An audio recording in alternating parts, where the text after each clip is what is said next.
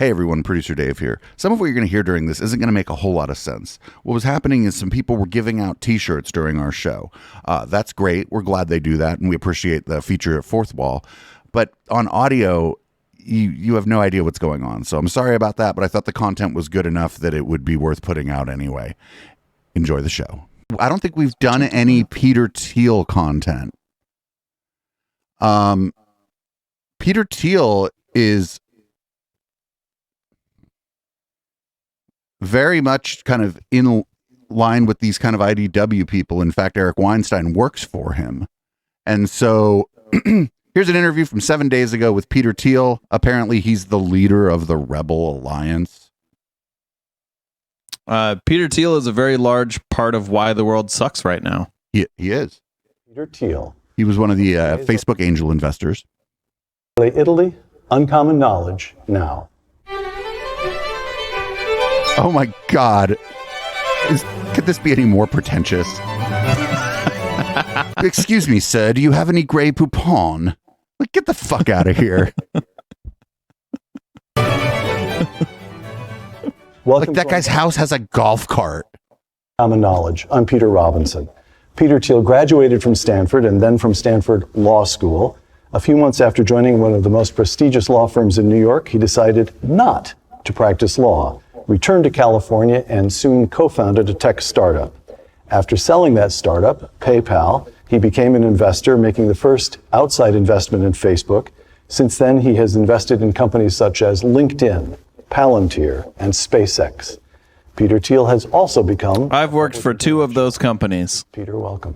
Peter, thanks for having me. So, Peter, that makes Peter Thiel your boss. In the last quarter century, I'm part of the problem. growth in the United States has slowed. Real wages have remained, for the most part, stagnant. Moore's law, that computing power per dollar would effectively double every 18 months, hasn't applied for years. Instead, we've got a kind of parody of Moore's law, Eroom's law, which is Moore spelled backwards, that the price of a new biotech drug doubles every 7 years. And in field after field, even theoretical progress seems to have slowed.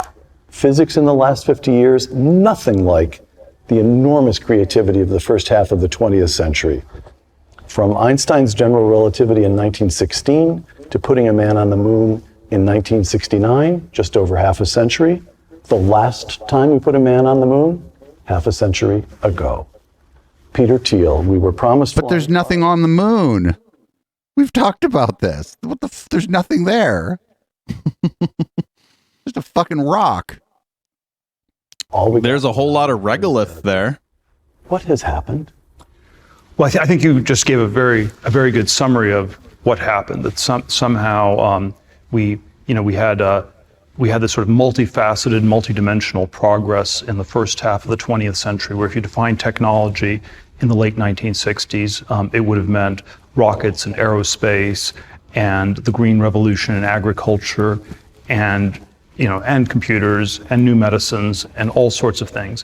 Whereas today, maybe the last quarter century, the world technology is synonymous with information technology, which is that we've had some continued progress in this world of bits, internet, computers, mobile internet.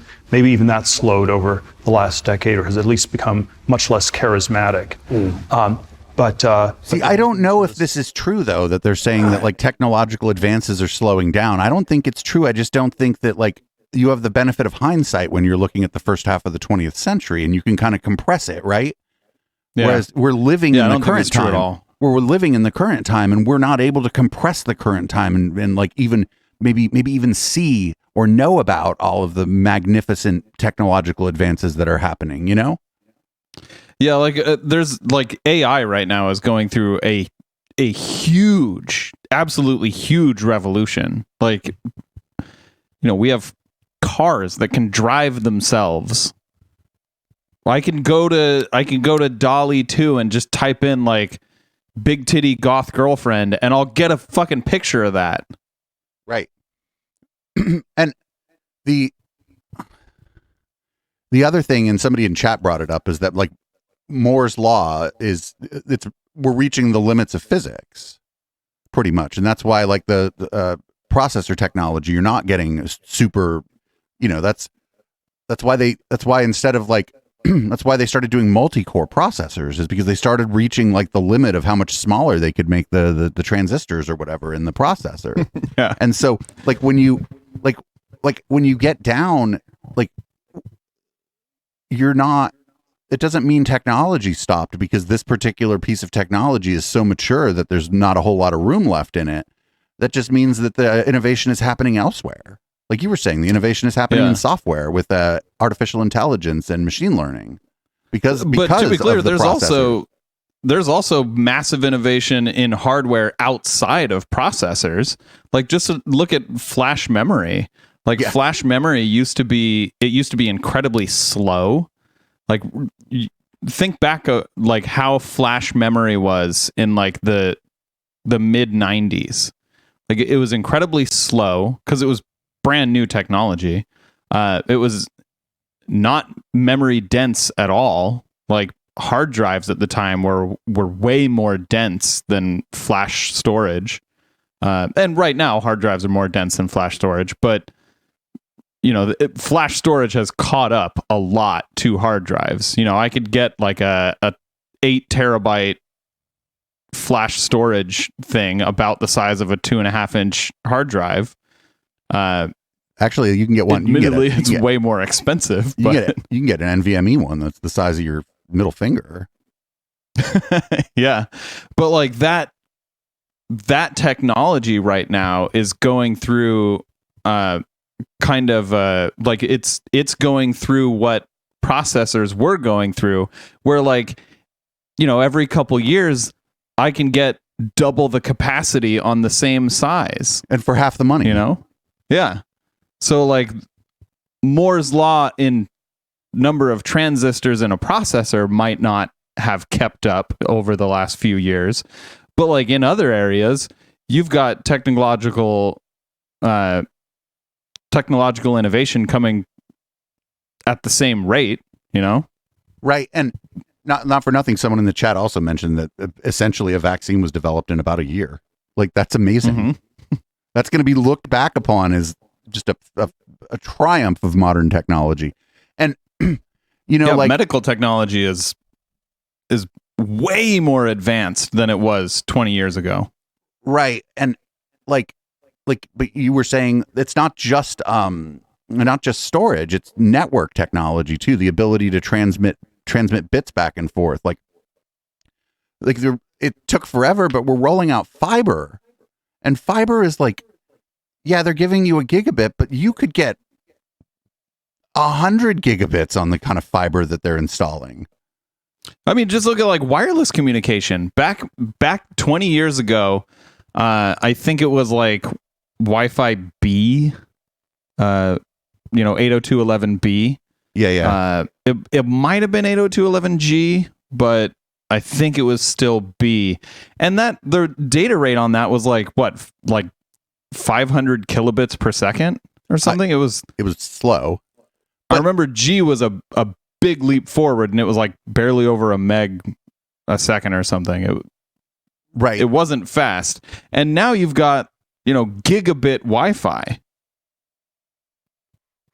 Right. Most people, like the only people that really, like back in the day, it was always better to hardwire. And now, like most people don't need network cables in their home.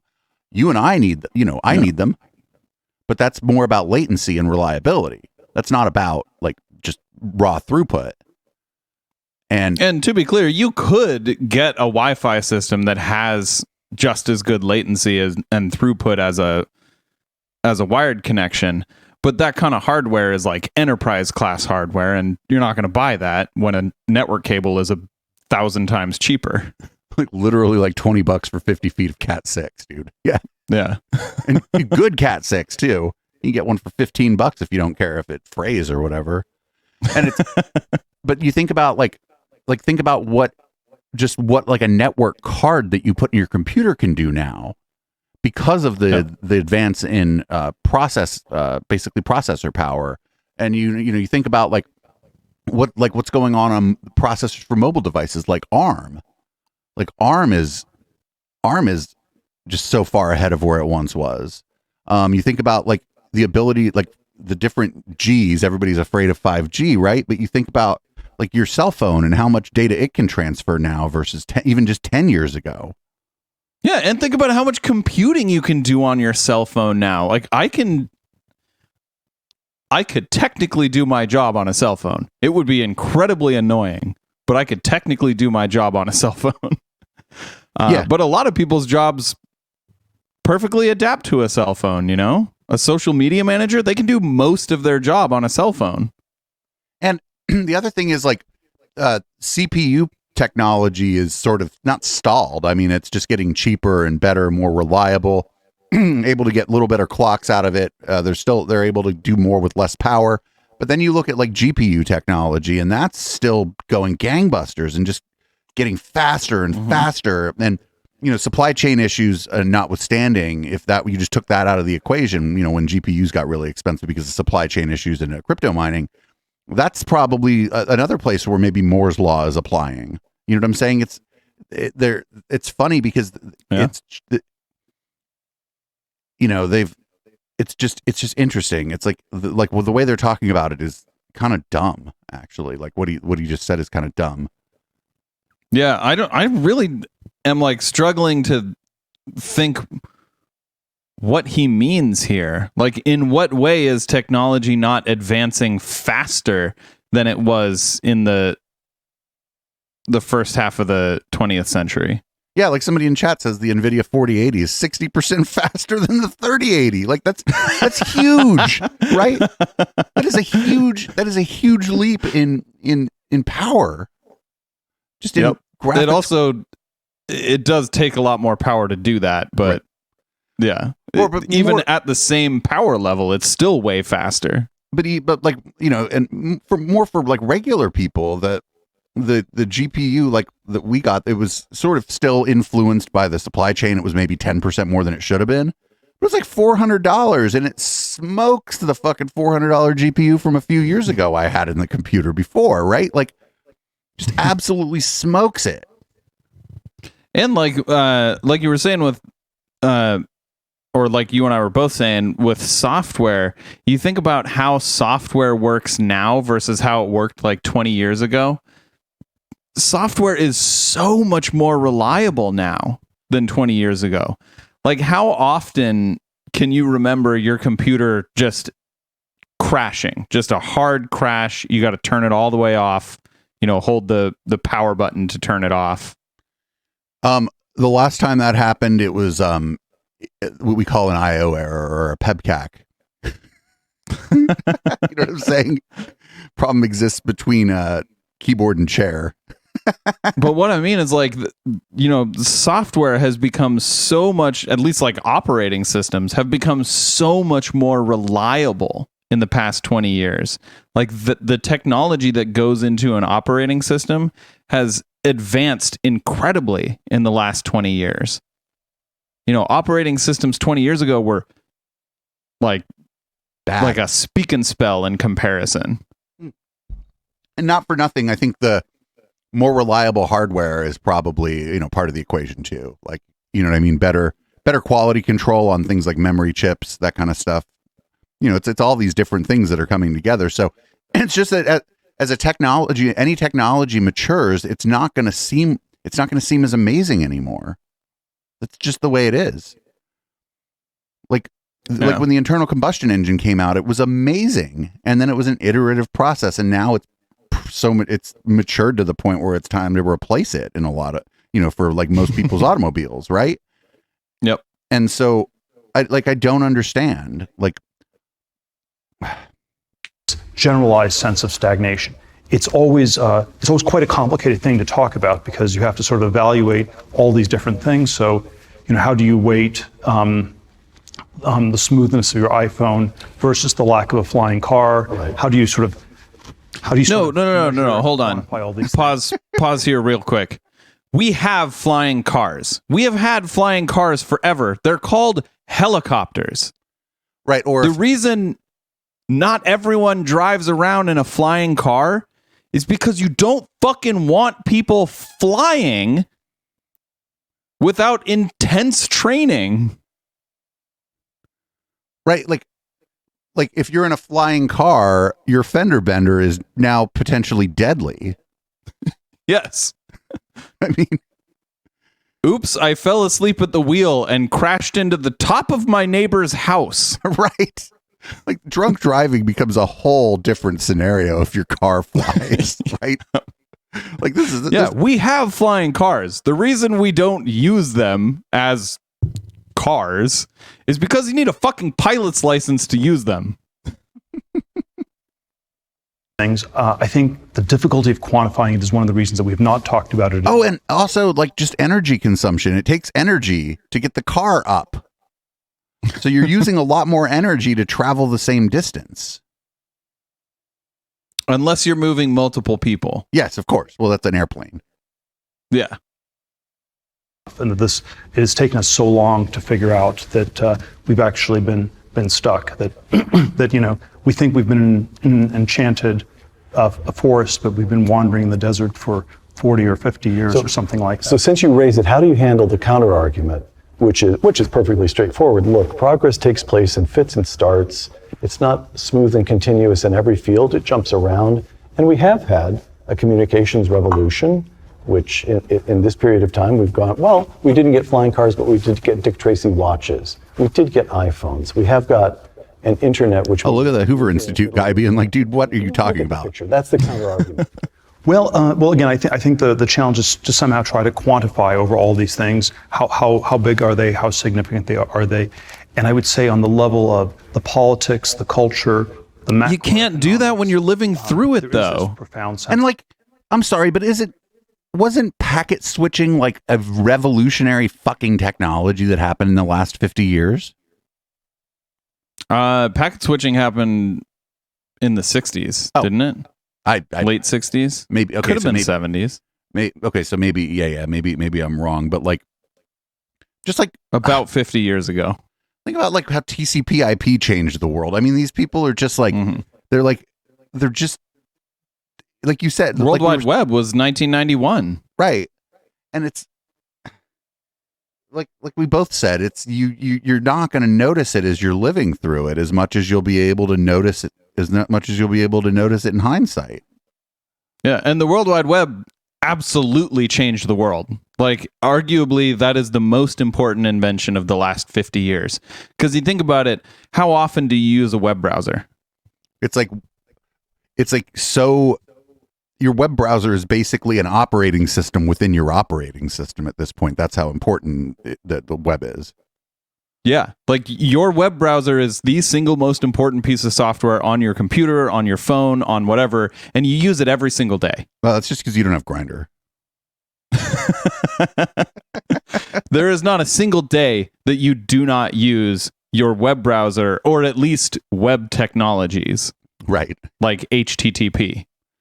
This is amazing. This is amazing. Encryption has come very far. Like just off the top of my head, like just computer technology is just like, think about like what your computer was like. Remember a 486? I never personally owned a 486. My first processor was a Motorola 68K. And you know what? That was an awesome processor. I had an Amiga. That the younger generation will not do better than their parents. There's some kind of generational compact that's been broken. We still have progressivism in politics. We still have it as a word, but it's sort of, we don't have it in anything else in our society. And then there's progressive house music, sir. Progressive metal. We use the word progressive in a lot of ways in the arts. There's progressive insurance. Yeah, that's right. This guy's probably not too in tune with the arts, I'm guessing. I think the computer internet revolution was the one big exception, and it is striking how uncharismatic that has become over the last 6 or 7 years. Uncharismatic. It's like what does he mean? Hold on. What do you mean? The computer revolution was the one big exception. The internet/computer revolution was the one big exception. Like, does he think the internet is the only thing? Like, if looking back 50 years, would you say that it's just the internet? That's like everything falls under the internet. Like smartphones. Does that just fall under the internet? I mean, the smartphone would be fucking shit without the internet. Remember when Apple tried to put out the Newton? Yep. Like PDAs were shit. I remember PDAs. Yeah, they were kind of shit, right?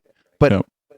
like, just think about like when you go buy a new refrigerator, what the refrigerator's like versus 50 years ago. Like the power consumption, just an overall efficiency, the use of space inside, the ability, like some of them are connected to like, come on. Like, I mean, really, we're being unrealistic here. All of this falls under electricity. So there hasn't really been a real innovation since electricity. Did you know there were electricity truthers? So I think he's given the 20th century too much credit. It's all about the 19th century. I don't think there's actually been a real innovation since fire, because how did we make electricity for most of our history with fire? There you go. Even in San Francisco or Silicon Valley, the felt sense is that most people are somehow being left behind, that it's not this utopian, inclusive future at all. But that's the future you created, Peter Thiel. That's your fault, you asshole. Right? Yeah, he created it on purpose. Right, because he was like, I'm not rich enough. And then he got real mad at Gawker. That was weird. I'd like to do an intellectual Dollar Tree about the takedown of Gawker. I just don't know how to do it. Like, it'd be more like a video essay kind of thing, I guess. But like, that's a story. We should do that on How the Tech Are You? Oh yeah, like a bonus, like a special thing. Yeah. Because it was so funny. Like in 2007, Valleywag put out a thing that was like, Peter Thiel is totally gay, everyone. And the point of the article was that he was donating to anti-gay politicians, and everybody who was like working in tech, this Valley was like a smaller place for a long time, right? Any gay dude working in tech who was a little younger than Peter Thiel remembers Peter Thiel trying to maybe take them home. So it was like, oh, you sure got the scoop here, Valleywag. Good job. It's like, thanks for telling us what we all already know. But then he decided to take down fucking Gawker because of that. He bankrolled Hulk Hogan. It was just what a petty, petty man. What a petty man. Aren't they all? Fucking, he's one of the people that when Kara Swisher says about them that you're so poor, all you have is money. Which means you have no integrity, you have no self-respect, you have none of these other things that make people great and enrich people's lives. The only thing that enriches your life is that you're rich. Yep. He's a lot like the elongated muskrat guy. Yep. Sort of the same. Shocker that they hate each other. We should be every day, wake up in the morning and, I don't know, thank God or whatever you believe in, that Peter Thiel and Elon Musk hate each other, because the dystopia we would be living in right now, if they didn't, would be much worse. Again, I'm quoting you. This is something you mentioned just the other day. There's a sense that science and tech are a trap that humanity is setting for itself. Well, there's always a question, why the slowdown has happened, and what slowdown? I had that same sense about agriculture. These things are so overdetermined, and it can be things from sclerosis and overregulation in government to ways that education institutions have deranged. I think we should go back to a nomadic culture. It's become harder to discover new things. Where even if we build new particle colliders in physics, how many new particles are we finding? And so there's sort of our... How many particles? That's not what physics is. What do you we get your found physics? one in 2012. This is what happens when the only physicist you know is Eric Weinstein.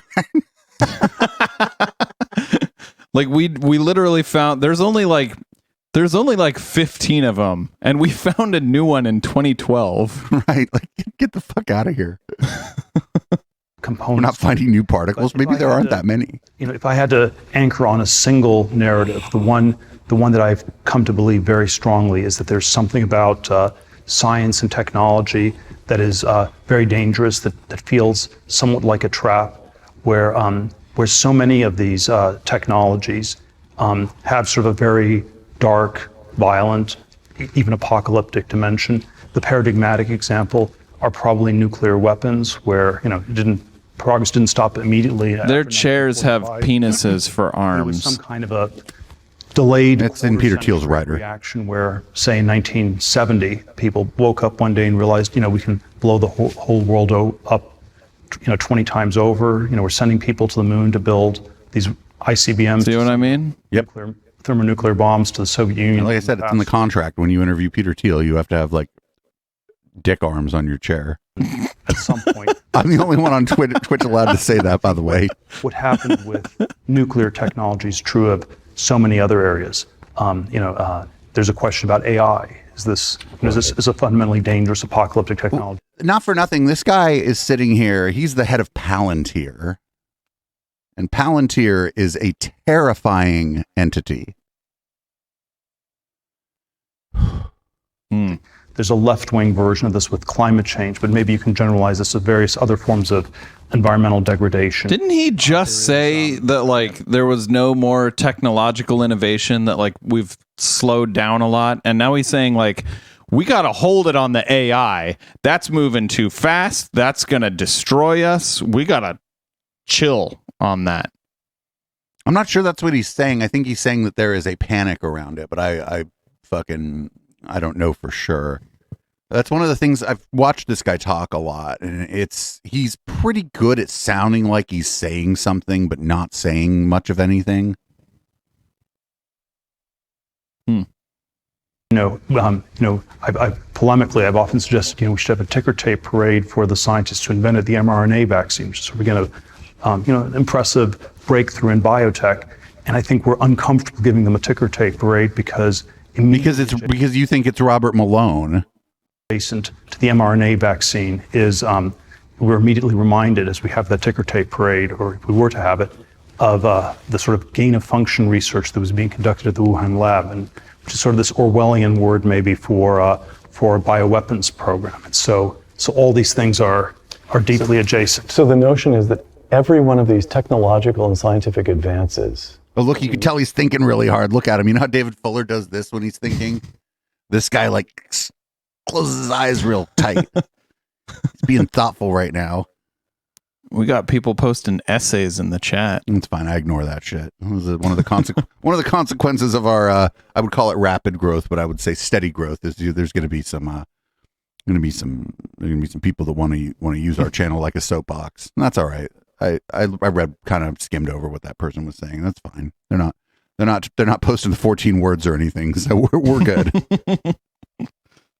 To be so thrilled about.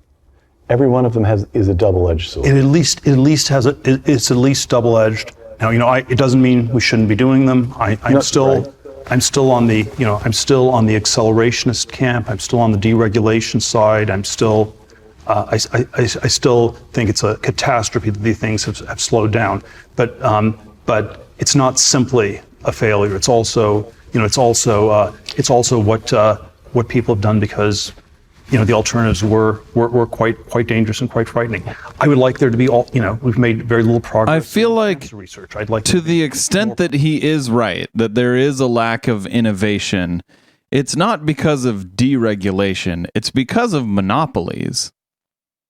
Like there's a lack of innovation in social media, sure.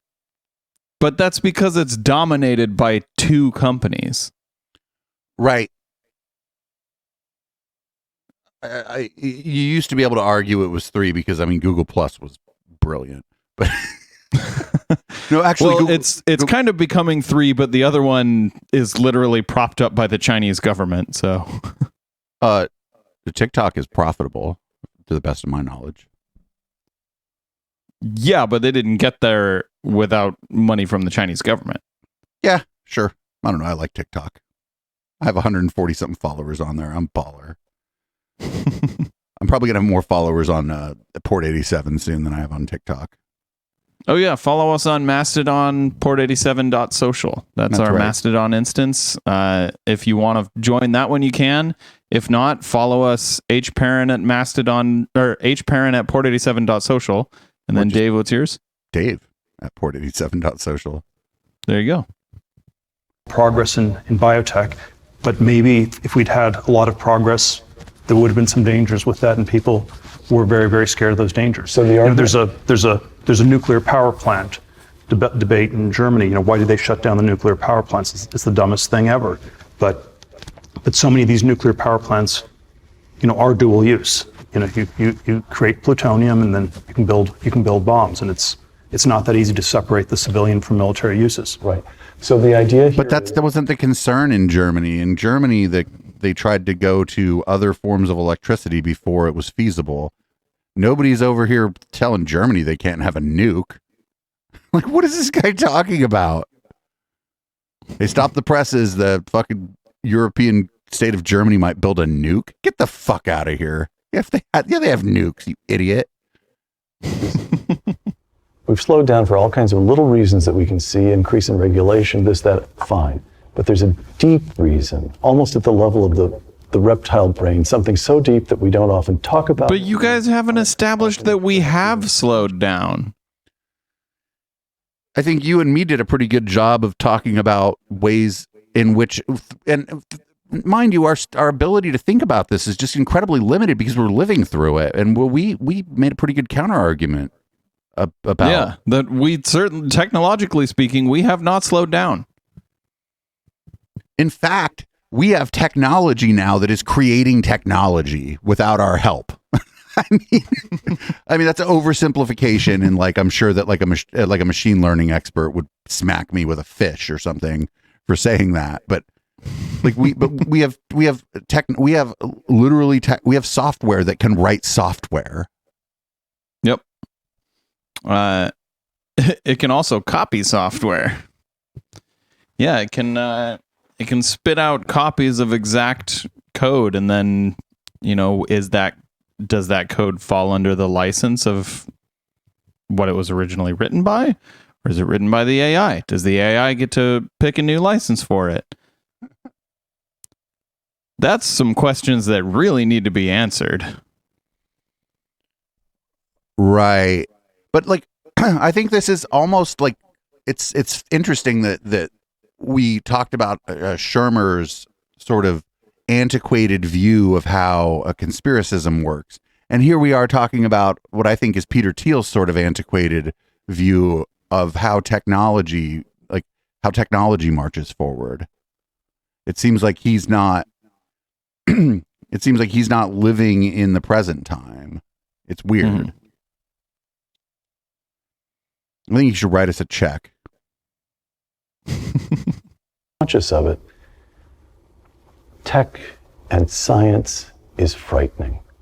So we're just as happy to have it slow down. If you watch this, are either of them look? First of all, it's creepy how exactly the same the level of their water glasses are.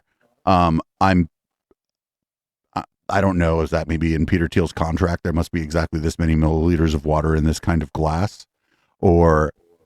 And you're not allowed to touch it. You're not allowed to drink it. And also it occurs to me that the guy on the right is like more reasonable seeming and slightly trimmer Glenn Beck.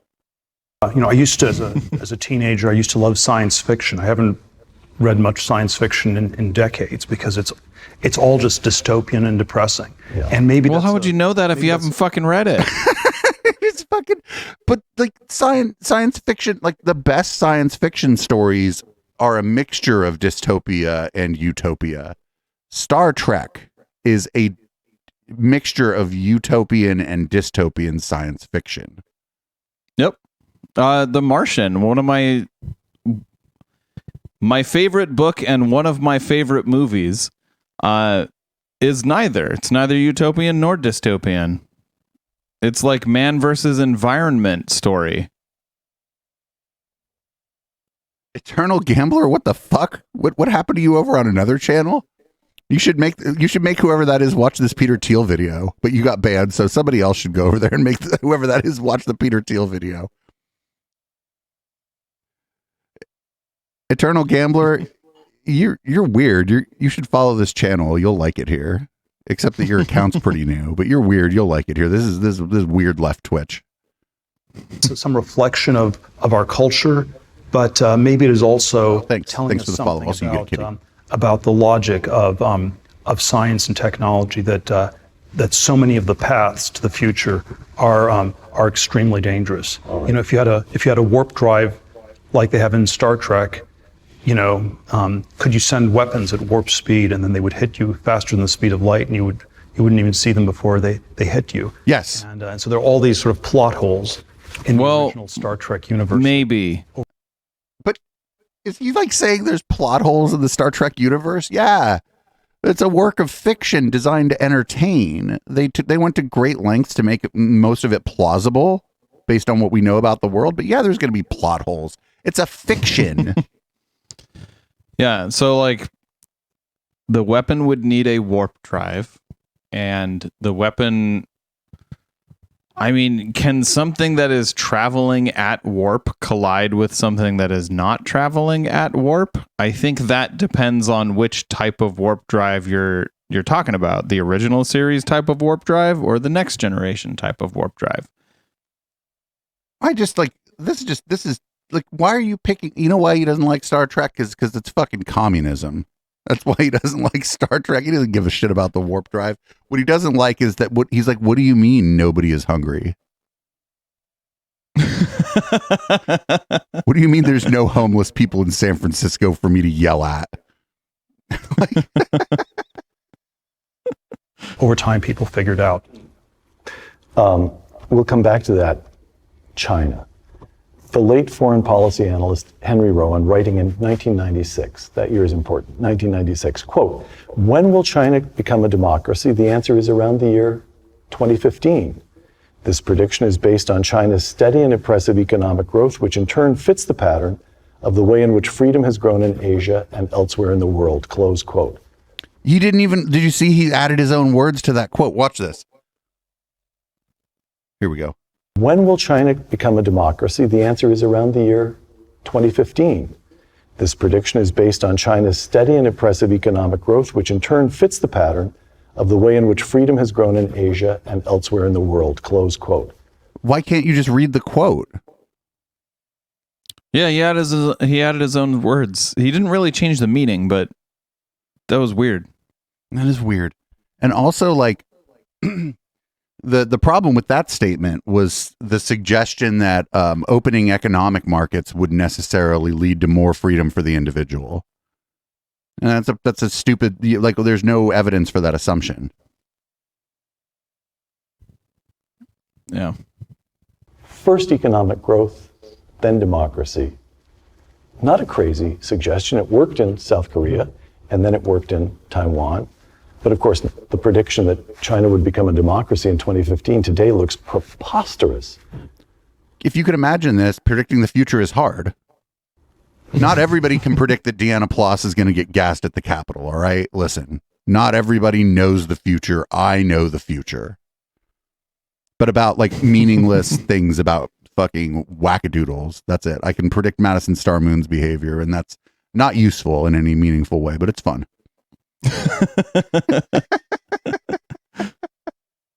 I'm going to predict that in the next 2 years, there will be a revolution in email, and email will become much more pleasant to use.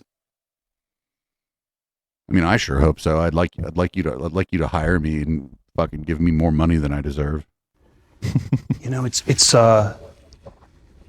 again, why questions are always hard to answer. It's that guy drank some of his water. Have on China was that is Peter Thiel going to drink the Peter Thiel exact just same? gets up and walks out.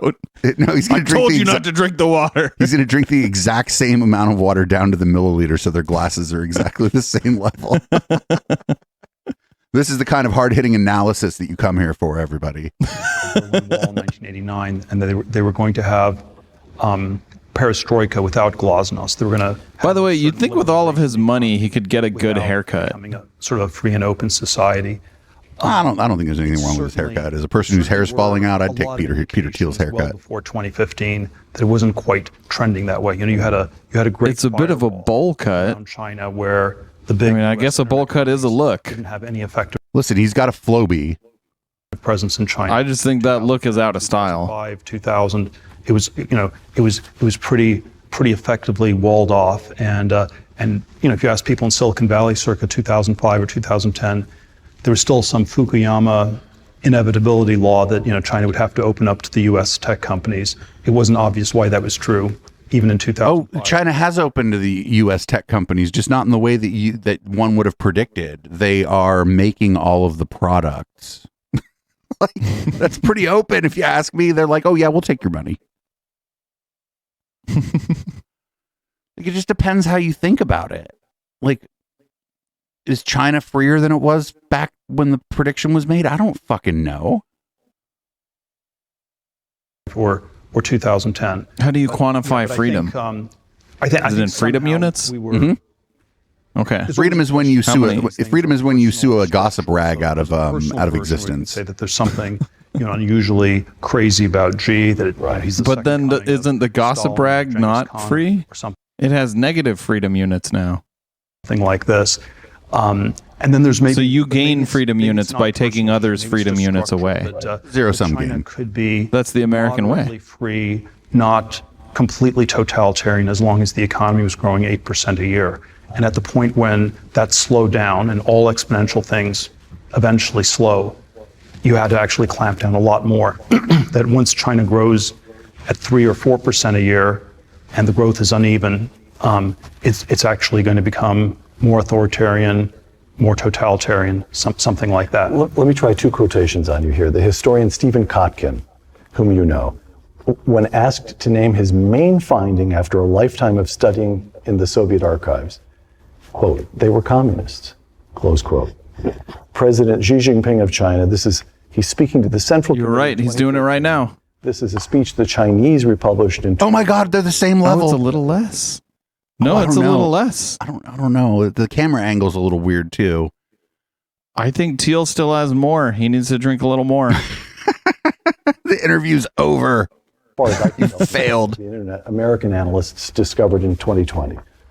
Xi Jinping in 2013 to the Central Committee. There are people who believe that communism is an unattainable hope, but facts have repeatedly told us that Marx and Engels' analysis is not outdated. Capitalism is bound to die out, close quote. So, in the conflict with China, to what extent are we facing just I mean, capitalism does suck.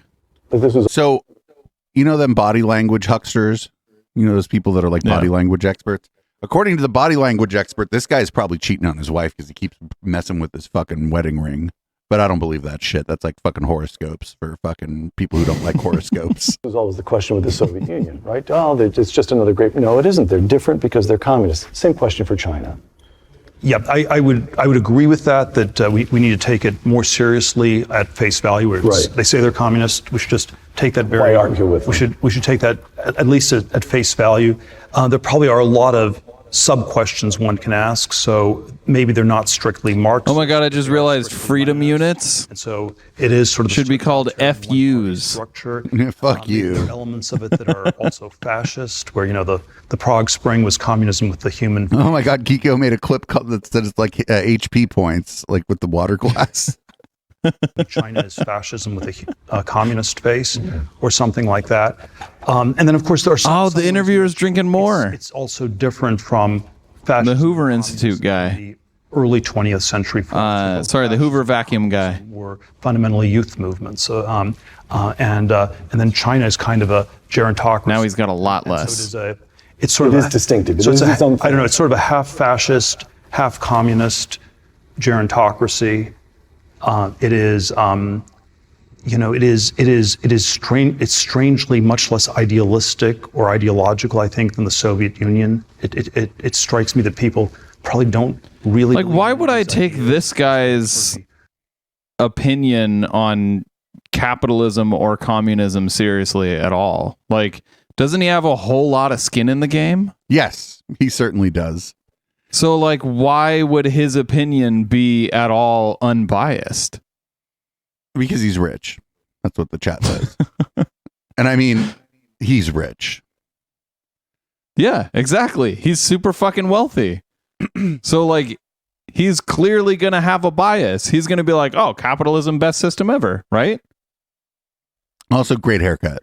Goes down in a very strange Supercuts. way So there's certainly You're never too rich to go to Supercuts. and different, but yet taking it as a communist country at face value, we could do much worse than that. All right.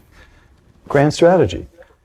Since at least the Civil War, the United States You know what? relied on Is that uncut knowledge? Because that's, I mean, whatever. I think it's Unk now Ledge. During the Second World War, we produced thousands of planes and tanks and ships. Peter's trying to The catch up. shipyard in Oakland was producing a ship a day. Peter is definitely going to have to work harder to catch up. Outproduce them. We can't outspend them. We should announce this like it's a race. Goes the argument is to out-innovate them. I've even heard the historian Andrew Roberts say that the future of civilization will Is there an empty fish tank behind him with a cloud in it?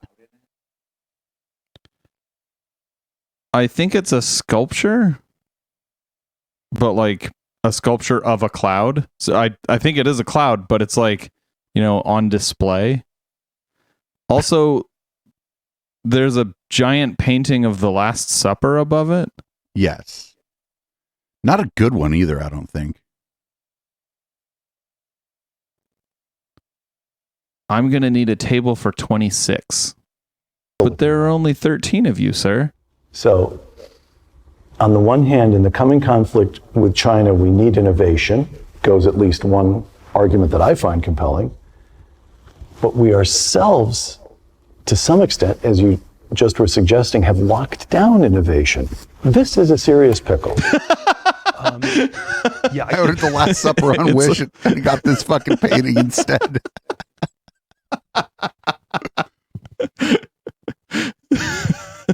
Chat, When you stuff get your like room decor from Wish. stuff like that is you all in chat. It's all your fault that the Very Smart People Club on Twitter that I accidentally got myself involved in to raise the awareness of my podcast doesn't take us very seriously.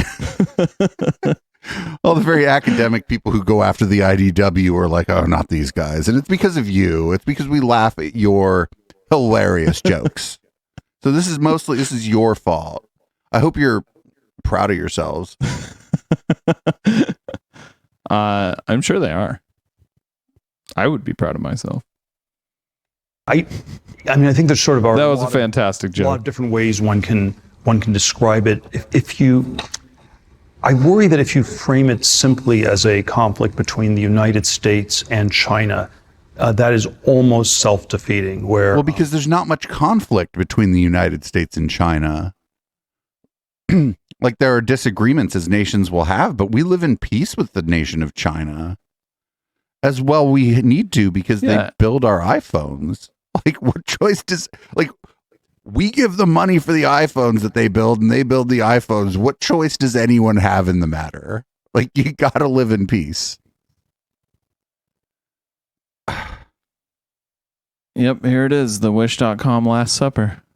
Probably Well, you can get it on Wish. China has 4 times the Yep. population, so we would have to really Great, blow that up outweigh, and put it on my wall. and we have to really block them from stealing any of our innovations to win a conflict where it's that lopsided 4-to-1 on population. Probably. Look, here it is in a display photo with the wrong aspect ratio. How does the strategic map of the world shape up? And maybe China can beat the U.S., but it probably can't beat the whole world. And there is sort of a question whether. But if if World War III happened between the United States and China, there are nations that would ally with China. Yes. Most notably, probably Russia.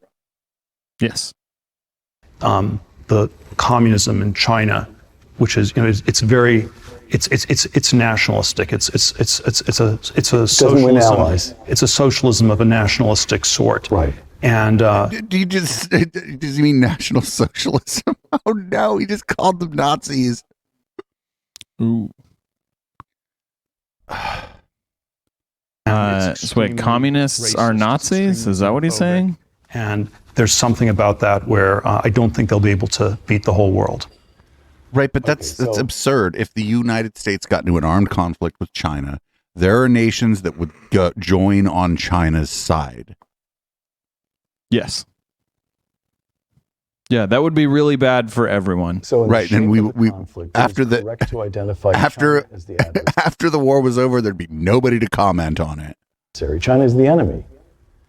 But it's not just the United States. We really have maybe no choice. Switzerland. In terms of the West, or in terms of No, fallout many is allies as we fallout. can stitch together. Yeah, not true. How do you describe Mountains it? don't think stop they're both- fallout, I don't You know, think. they're both unilateral and multilateral moves. I think the Trump administration was correct that you had to try to do things unilaterally because the multilateral approaches were too slow. I think the Biden administration is correct that at some point, you also have to try to do things more multilaterally. But I think there is some kind of a. So we need to do things unilaterally in a multilateral way. If you look at the Got it. the Fucking genius right here. conflict with Russia, there's obviously was this incredible mistake that Western Europe made. Yo, I need to refill my drink too, so have fun watching Peter Thiel. With Russia, with the pipelines, with the denuclearization in Germany, and then the question you have to ask is, aren't we just too entangled with China in the entire Western world? I believe in free trade. I'm not in favor of tariffs, but I would make an exception for our one massive geopolitical and ideological rival. All right. Our home state, California. Your home state. In favor of free trade, but not if it means resource curse. free I'm just gonna trade quote from with Wikipedia. someone Here's the resource he curse. doesn't. The resource curse like. is the phenomenon of countries with an abundance of natural resources, such as fossil fuels. That would be having restricted less trade. And I would suggest to you that as soon as, like, if you're against free trade with your largest trading partner, you're not for free trade. Yeah, you're pretty decidedly not for free trade. And this guy's money comes from tech. Like, he didn't invest in a lot of hardware stuff, right? He's mostly on the software side, but the hardware needed to run all the software stuff that he's talking about is all built in China. So this guy's whole, like, his whole thing is built on fucking electronics that are produced in China. Yep. What the fuck? Well, yeah. Man, you got me. I don't know. Move on, Jenkins. Yeah, China's not like perfect Marxism, but like the United States isn't like perfect capitalism either. It's as if societies and countries are complicated. You can't just slap a word on them and be like, "This baby holds the most communism." Like, go pour another drink. I already got my drink. Oh shit. I would say pure communism is probably just as bad as pure capitalism. And I think it's like completely unattainable. Like, you know what I'm saying? I think that both are they're completely unattainable. So it's like almost not even worth talking about it. Well, we are that dude Zoot. Everybody was saying when they got here, all the communists that came here, they're like, these shitlibs are all right. Gay Dave and HK are our favorite shitlibs, and I'm proud that communists say that, you know what, actually Gay Dave and HK are okay. They're okay. They're good shitlibs. And also, like, we've never tried pure capitalism or pure communism. So, I mean, to that extent, we don't know. But I feel like we've never tried it because it's extremely obvious that it wouldn't work. Right. Just ideological purity more generally is probably impossible to attain in a place with more than like 50 people. Like, yeah. I don't mean to I think I don't know if it's a good idea or a bad idea, but I know when you got like a lot of people, you're never going to get any kind of ideologically pure society, because there's all these different fucking people in the fucking place, and they are all going to have all these different ideas and shit, and it's going to be a push pull between a bunch of different people who believe different things. Only obvious to your propagandized mind. I love the fucking communists who hang out here. They're fucking funny. I'm not a communist, but I'm not mad at communists. Y'all are okay. Y'all have better jokes. And I heard that communists redistribute ass. And Jordan Peterson should be all on board with that. But my understanding is that communists are for like a consensual redistribution of ass, whereas Jordan Peterson is for like an enforced redistribution of ass. All right, that dude Zoot. I will tell you this. If I had to pick one, pure capitalism or pure communism to live under, I would live under pure communism. Hands down. Right. We take our chances on that. Absolutely. Yep. Because pure capitalism, I mean, we've already had it. It's feudalism, right? Not really. Pure capitalism would be like Facebook having their own army.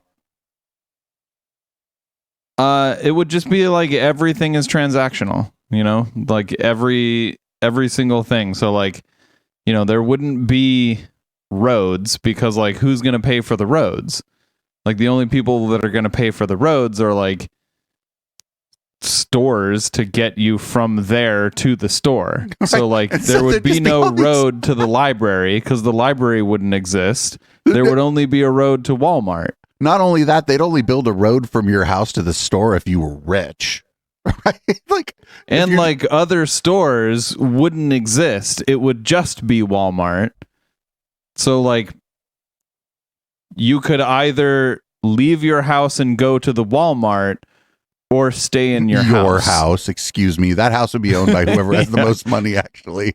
You could either leave your pod dwelling and go to the Walmart. And I mean, the other side of it is which is where you work anyway, so you might as well go there. The other side is communism, where like you don't own your house, but it doesn't matter because fucking everybody has a house. They just don't own it because like we don't think of it that way, right? Like, yeah, and like, yeah, you like the likelihood is you would do better. You personally would do better under pure communism than pure capitalism. I would suggest to you that this is all kind of shit and masturbation, though, because I don't think that this ideological purity that you talk about even fucking exists. You know what I'm saying? I agree, it doesn't. But like in this fanciful world where these things are allowed to exist, like you yourself would do better under pure communism than pure capitalism statistically. Because like statistically, there's only like 5 or 6 people that do well under pure capitalism. And there are more than 5 or 6 people. Until Mark Zuckerberg's army kills the 4 other people who are doing well under capitalism. Yeah, then there's just one person who's doing well under capitalism. And Peter Thiel is all seize the means of production.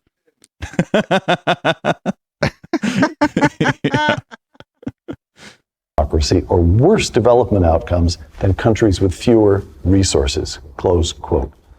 You spoke recently at the National Conservatism Conference in Miami, I think, about the resource curse. Oh, I wonder what Peter Thiel's after party. Oh man, there was hella coke at his after party. California. He's like, I'm in Miami, bitch. Say that tech is the oil of the 21st century. There is this strange juxtaposition where California has been, you know, it has these gusher-like companies that just generate, you know, enormous wealth, enormous profits, you know, a decent number of quite well-paying jobs, and then they're combined with this, you know, rather bad form of social political governance, where you'd never do anything like this. And wait, what? California's economy is bigger than fucking like France, dude. Like, what the fuck? like, say what you. California is like a fiercely capitalist place. Yes, I believe our economy, I think now is like the 5th largest in the world. And we're close to the 4th. We're not, I forget what other country we might overtake soon. Let me see. Juxtaposition. 50 largest economies in the world. There's like a San Francisco version of it where this is only, you know, on a per capita countries. GDP, it has to be one of the wealthiest cities in the world, and then it's completely misgoverned. And somehow these things are, it's not a paradox, but these things are actually deeply connected. So what is he talking about? Like, yes, San Francisco's rich and it's also a city and it fucking runs like a city. It runs like an American city in a liberal state. God, what the fuck is this take? Made the point. But I would the one thing I would quibble with on the definition is California is not poor. It's still fantastically it's rich. You know, it's 40 million people in California. It's 82 million in Germany, 125 million in Japan, Today, the California GDP is roughly the same as Germany or Japan. The average person in California makes twice as much money as the average person in Germany, 3 times as much as the average person in Japan. $3.37 trillion gross state gross state product. Right, but like the exact like where it fits in is 5th largest in 2021. So like where it fits in is like, I think like not, I don't want to get in the weeds about this, but like this is the California, I would suggest to you, is the most capitalistic state in the United States, not the least. Yes. But yeah, it would rank in terms of nominal GDP as the world's 5th largest economy in 2021, behind Japan and Germany. And in terms of GDP in PPP, it's the 10th largest after Brazil and France.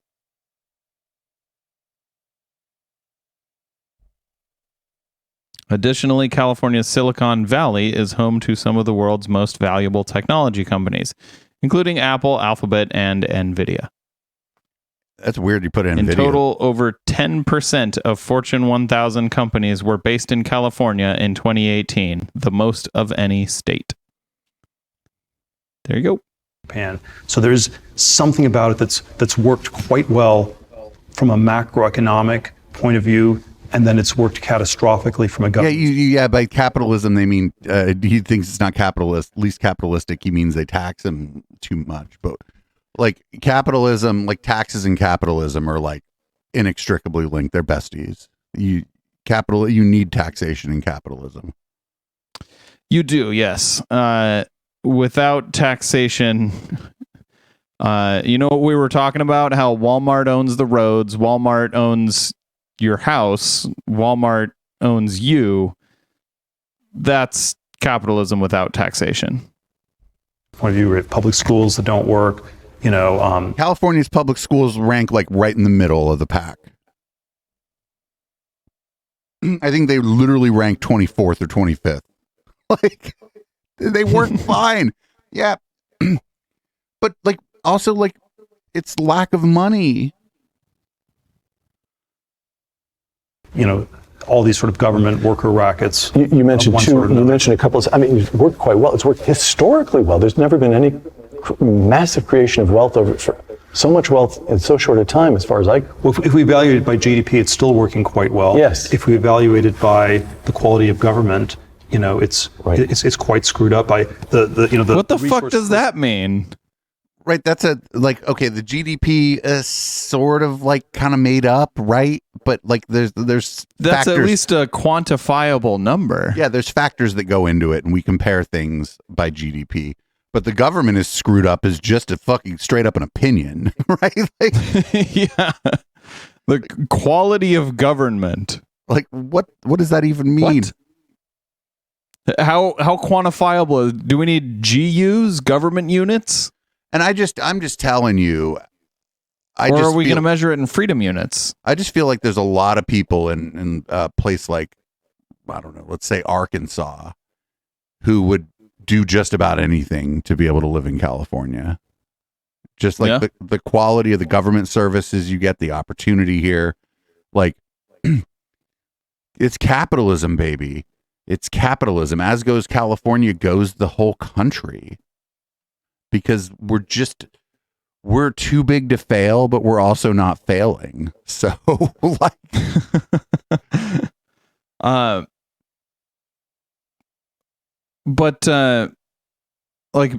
how would you measure the quality of the government in California? How would you measure the quality of any government? Like, that's a non-quantifiable thing. To certain people, it does better than to other people. So maybe he means like, because he's rich and he really wants to get taxed a lot less, the government is bad quality to him. But like, the people that those taxes go to help would completely disagree. And I'm sure he would disagree if he had started his company elsewhere and the people there weren't able to work at his company, and there were no roads to his company. You know, the taxes help him too. Like, how does he not realize that? This guy became one of the world's richest men in San Francisco because of the largesse of city, county, and state government. Yep. Do you think that a lot of people who went to California, like University of California or California State universities, weren't responsible in some part for this man's success? Oh, yeah. Like,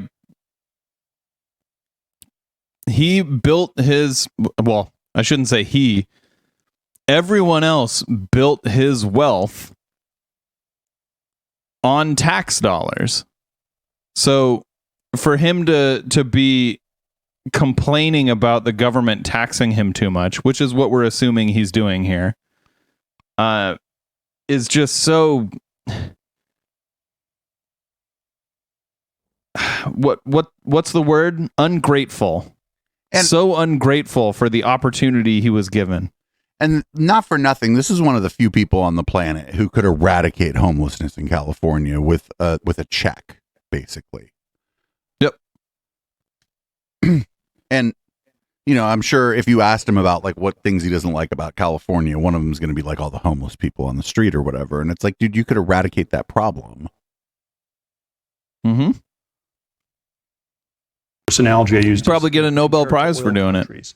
It's not the worst. It's not the best. Listen, there's not a lot of things that would cause me to off myself, but Peter Thiel getting a Nobel Prize is like, you know, pretty high up on that list. Like, well, I think if he donated all the money to solve the homelessness problem in California, I think he should get a Nobel Prize. You know who else? If Mark Zuckerberg just turned off Facebook tomorrow, I'd give him the Nobel Peace Prize. It's not as good as Norway. It's not as bad as Equatorial Guinea. I think you should think of it as roughly on par with Saudi Arabia. Saudi Arabia has a crazy Wahhabi ideology. California has a woke ideology. You're a gay man. This is disgusting, actually, now. He's a gay man who was able to live in San Francisco or the Bay Area and suffered a lot less discrimination than he would have suffered in other places. In fact, if he tried to do business in the South, he would have been shut out by people who figured out he was gay. And now he's comparing California to Saudi Arabia. Get the fuck out of here. That's fucking disgusting. Yeah, Tim Cook, too. Tim Cook wouldn't have been able to rise. These men are of a certain age where if they were living anywhere but the Bay Area, maybe Los Angeles, maybe New York City, they wouldn't have been able to climb the corporate ladder once people figured out they were gay. Yep. But you don't get to be as rich as he is without being an absolute fucking monster. Yeah, I feel like Tim Cook is far less of a monster, but also probably his net worth is like a couple percent of Peter Thiel's, right? It's not like he owns Apple. He's just the CEO. Yeah. To Saudi Arabia is roughly like wokeism to California. You mentioned that what the fuck? He just said that California's wokeism is like Wahhabism in Saudi Arabia. This is a guy who benefited from what he's calling wokeism. This is one of the motherfuckers that fucking climbs the ladder and then pulls it up behind themselves. He didn't just pull it up. He's taking a bat and swinging at everyone else climbing it as he's pulling it up. Well, he's turning the ladder into bats, actually. Yep, and then using it to swing at all the people trying to climb it up. Right, yeah, he's pulling all the rungs off and turning them into like things that he turned them into nunchucks and shit, right? With the Yep. like, what the fuck, dude? Come on. aspect of the misgovernance is inflated real estate values. Explain how that works. You have to think of it as the curse of an oil state or a tech state. He's like, here's a problem you've helped create: the inflated real estate values. That maybe people like tech workers paid too much for their house to get people out of the neighborhood. You have this enormous gusher of wealth, and then it gets redistributed very inefficiently. And one inefficient vehicle is towards overpaid government workers. The average California government worker gets paid twice as much as the average private sector worker in California. It's by far the highest ratio in the U.S. I mean, Yeah, Okay, because so it's like it's such a lovely fucking job to work at the DMV. And the other thing is like the California government doesn't operate a McDonald's. You know what I mean? Like the people who are making like minimum wage, those aren't the kinds of jobs that the state of California is providing, right? They're providing more like it definitely heads more in towards the professional category. Yeah, like usually you need some sort of financial degree. Right. Or whatever it is.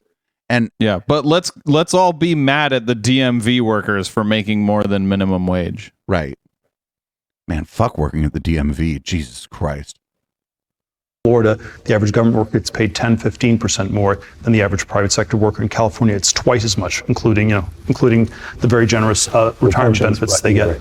And then the second way that the tech wealth gets very inefficiently redistributed is through. He's like, listen, you need to fuck people over, all right? All these. How is that inefficiently redistributing wealth? Paying people to do a job? How is that inefficient? Paying people well to do a job too, right? Like, what the fuck? What is wrong with this guy? he's Like how much of a fucking monster can you be? Like those evil people at the DMV who get abused by like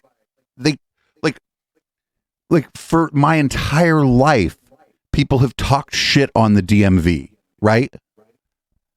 Mm-hmm. And like, so somebody who goes and works there, like the people there are going to talk shit to them because it's just like the way it goes.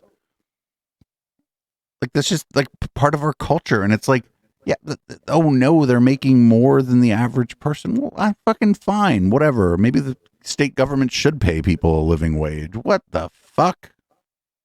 Where, if you're living in San Francisco or Silicon Valley, you're not in the tech industry, but you're a landlord who bought some apartment and you make sure the zoning laws never get changed, nothing new ever gets built, and enormous amount gets shifted into this sort of very quasi-governmental real estate sector. Overall, the cost of living in California is nothing new has ever been built in California. Cost of real estate is 100%. Let me fucking tell you, man. What does that mean? Once again, when I was younger, basically you have to replace exactly the same buildings all throughout San Diego County. They just move out. Sure. Like stuff is fucking constantly getting built. There's construction literally down the street from me right now. New buildings are being built. New high density housing is being built.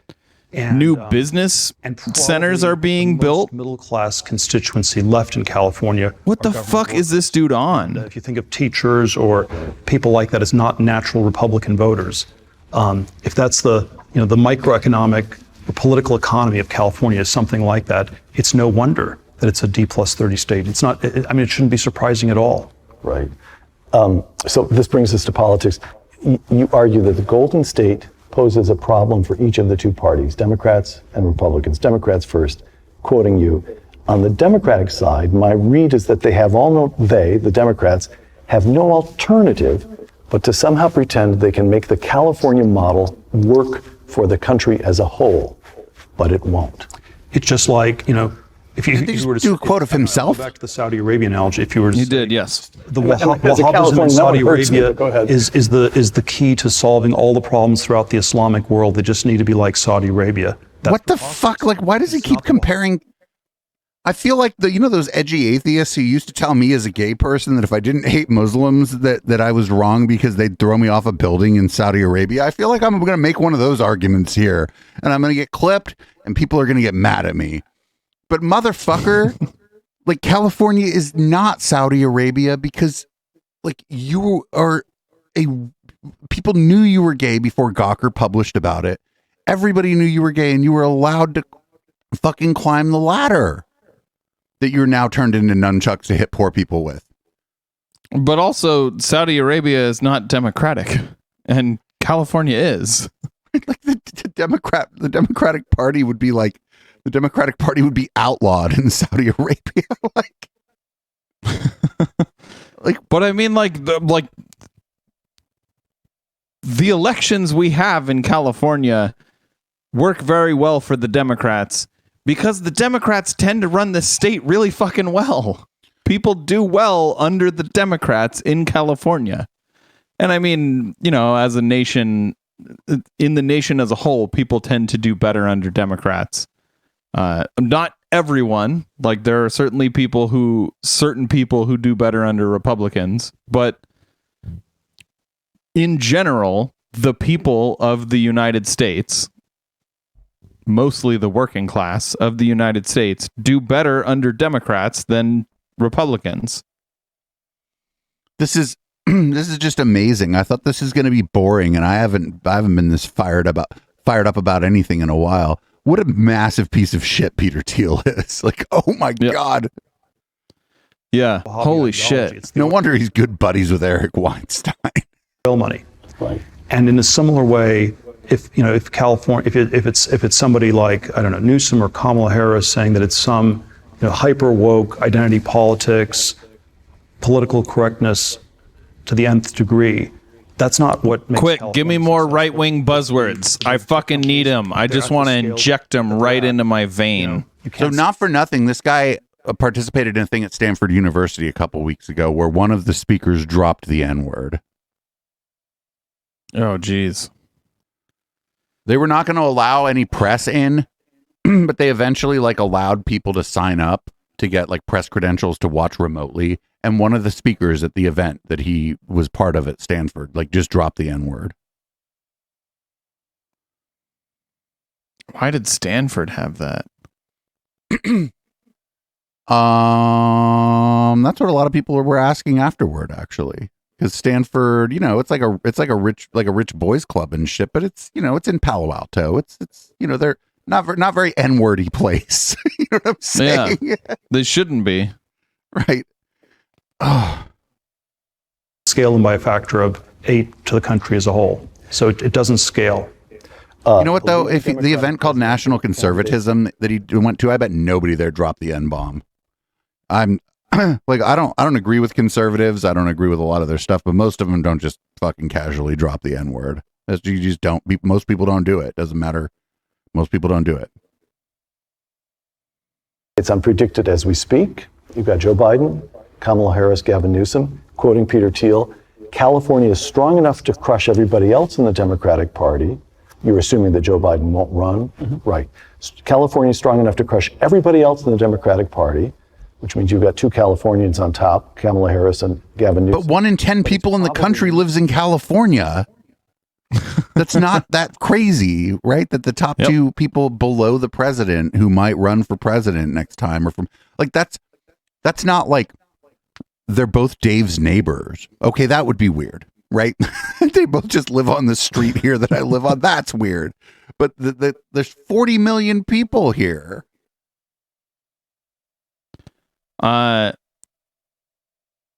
If you flip a coin, you get heads. You flip it again, get heads. Flip it again, get heads. That has about the same odds as picking someone random out of the United States and them living in California.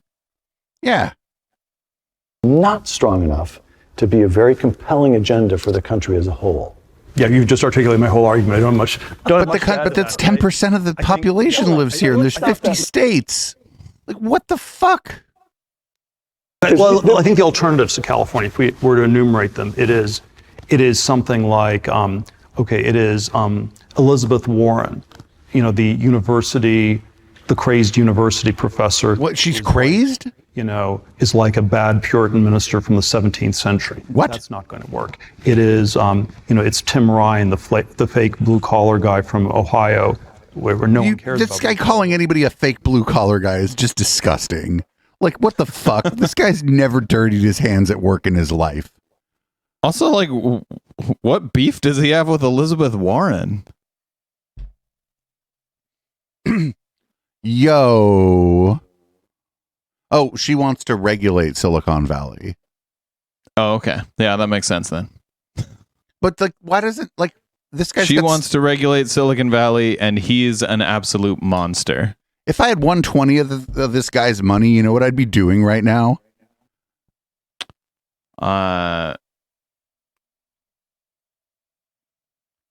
you probably wouldn't be doing this. I'd be hiring somebody to polish my gold toilet and shutting the fuck up. Like, right? Like, for fuck's sake, yeah, I'd be causing problems that Hunter Biden only dreams of causing if I was worth 1/20th of what this guy is worth. Like, imagine having this much money and power and then just going out there and like doing this. I feel like rich people like him, you know, people that didn't start out rich, but they got rich through, you know, something they did. They just have this notion that I got rich solely because of me. Therefore, I'm the best and I know all the things and everyone should listen to me because I'm so smart. And you know, look at how big my brain is and how wrinkly it is. And it's just not true. Like, most people who get that rich, they get rich mostly because of luck. Right. Like a few good decisions and a whole lot of luck. Right. And I mean, like, whatever, that's actually fine, but I feel like if that's the case for you, you should acknowledge it and be like, I'm so fortunate. Like, the amount of good fortune that I've had.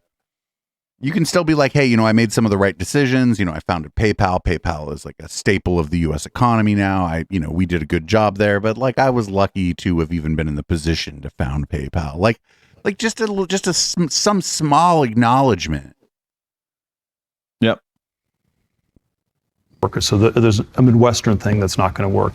There's probably, you know, some kind of crazed socialist thing a la Bernie Sanders or AOC. It is 10 o'clock p.m. and I think I'm going to have to head out soon. There's some How long is this video? California, 100 years. Is working there's another with, 20 Oh my minutes. God, we're like so it will halfway do everything through. in the Democratic Party. And then my speculative predictions, when you get to the country as a whole, it will be found shockingly wanting. Probably. Well, let me give my last little diatribe about this guy. Yeah, let me bring you up full screen if you don't mind. Yeah, go ahead. So, you know, much like how Elon Musk thought he would come into Twitter and he would just be able to instantly run it because, you know, Elon Musk, he knows how to run everything and he knows how to do everything and he's a little baby genius, wrinkly brain, big boy. And that is clearly not the case. Like, the guy has no fucking idea how to run a tech company. And Peter Thiel, I feel like, is exactly the same kind of guy. You know, he feels like he knows exactly how to run a state. But if you gave him control of California, he would drive it into the ground just as fast as Elon is driving Twitter into the ground. And that's why I feel like it is so dangerous to let people get that rich, to allow someone to just keep hoarding wealth, just keep amassing more and more wealth, because you get to the point where someone can make these huge like societal effects with their wealth. They can just toss their money around and impact society in these drastic ways that have ramifications that'll probably last for decades, if not centuries. And it seems crazy that we as a society have decided, like, yeah, all that amount of power should be in one guy. Yeah, let's give that amount of power to just one guy. And not for nothing, it's With always no a guy. vetting, Not for too. nothing, it's always a guy, and he always sort of shares some of Peter Thiel's physical characteristics. Let's say, Yeah. With like zero vetting too, because there's no, like, you don't have to be a good person to make billions of dollars. In fact, you have to be a bad person to make billions of dollars. You can't make billions of dollars if you're a good person, well, because maybe that's you not a can't good keep thing to billions. do. So if you you're a wouldn't good person, do it. If you're a good person, if you had that kind of money flowing in, you wouldn't keep it. You wouldn't keep it, and also you wouldn't do the things necessary to make that kind of money flow in. Like, you would just pay your workers. Right. You'd be like, well, we're doing really well. Let's go worker co-op here. my house in Miami and my house in LA, we good. And that's like Yeah. 10 or 12 million dollars net worth for you to have like a nice house in Miami and a nice house in LA. And this guy's got like thousands of times that. Yeah. So, he gives off the exact same vibe as Elon Musk, and he talks about California as if like, he knows exactly how to run it and he would turn it into the greatest thing ever. And it's exactly the same bullshit that Elon was spreading about Twitter. And we all can see right now exactly how fucking well that's going. Right. People's Mastodon servers are crashing because of how well Elon Musk is managing Twitter. Like, yeah. And Elon's like, oh, Twitter feels alive right now. It's like, yeah, that's because everyone's coming to see the show. right. This is a train wreck. You are doing a train wreck right now, and people are watching. Right. That's the thing. It's a conflation. It's the conflation of, I just got in a horrific car wreck and everyone's looking at me. I must be a celebrity. Yep. No, people are rubbernecking because we're, bad. Yeah. We want to see the show. Everyone loves a train wreck. Yeah. It's funny that we haven't done any Peter Thiel on this show because you and me in different ways have been involved in the world that he's created. Unfortunately. I am of the age cohort where he was a bit of a known entity at parties. You're younger than that. You're not gay either, so that brings a little bit of changes things a little bit. But this guy was a known entity at parties, like that Blake Masters guy who ran for Senate in Arizona was known as one of Thiel's twinks at one point. And wow. He hasn't blocked me on Twitter yet for calling him that. but yeah, and I know you're trying to go, but we're living in this guy's world in some ways, and it's only like the largesse of the state of California and the city of San Francisco that has prevented us from fully living in this guy's world. And that's why he doesn't like the state of California. Yep. He doesn't like government so, because it is the only thing powerful enough to stop him. Yeah. So if you needed any more proof that this guy's an absolute piece of shit. So yeah, I wouldn't even use him as toilet paper. So maybe before you go, I don't like, well, I think a wealth tax is fucking like probably necessary, but it's like shit and masturbation. I think we need a wealth cap. You know how like on a video game, how once you get 999 coins, you just can't collect anymore? I think we need to implement that as policy. I think, I've talked about this before. I think it should be like the amount of tax you pay should basically be a function that approaches 100% with every additional dollar you earn. So like, for your first dollar, it's not taxed at all, or it's taxed at like, a millionth of a penny, which right, an amount that's impossible to pay all. because of how impossible it is to take a millionth of a penny. Yeah, it rounds to nothing at all. But by like your $100,000, you're paying it like 20% or something. That $100,000 is taxed at 20%.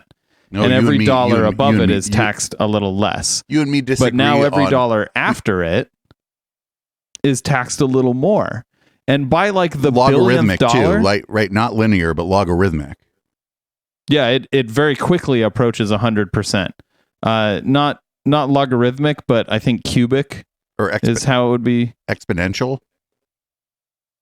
Like it starts off at if I can get my graph right. Nope, that's wrong. Okay, this way.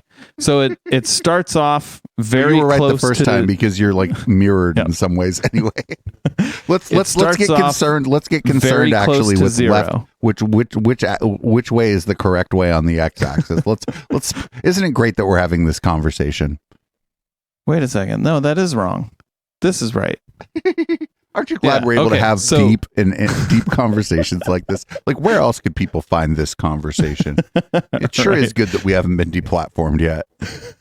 So it starts off very close to zero, and then as it's going up, it increases. Like these are every dollar. So like out of the whole dollar, which is the entire graph, we know your what the first y-axis dollar is only taxed this much.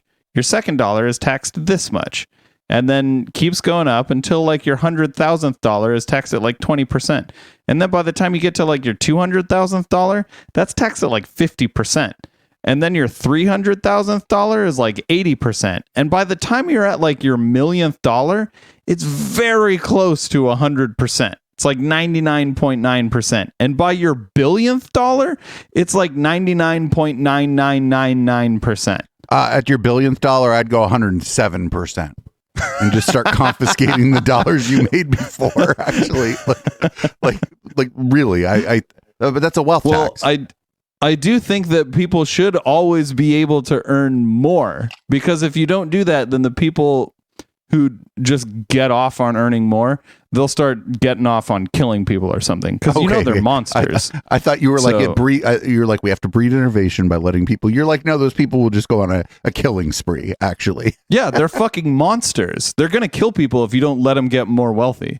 So like, you can always get more wealthy. It's just you got to earn like another $1 billion to get one more dollar out of it.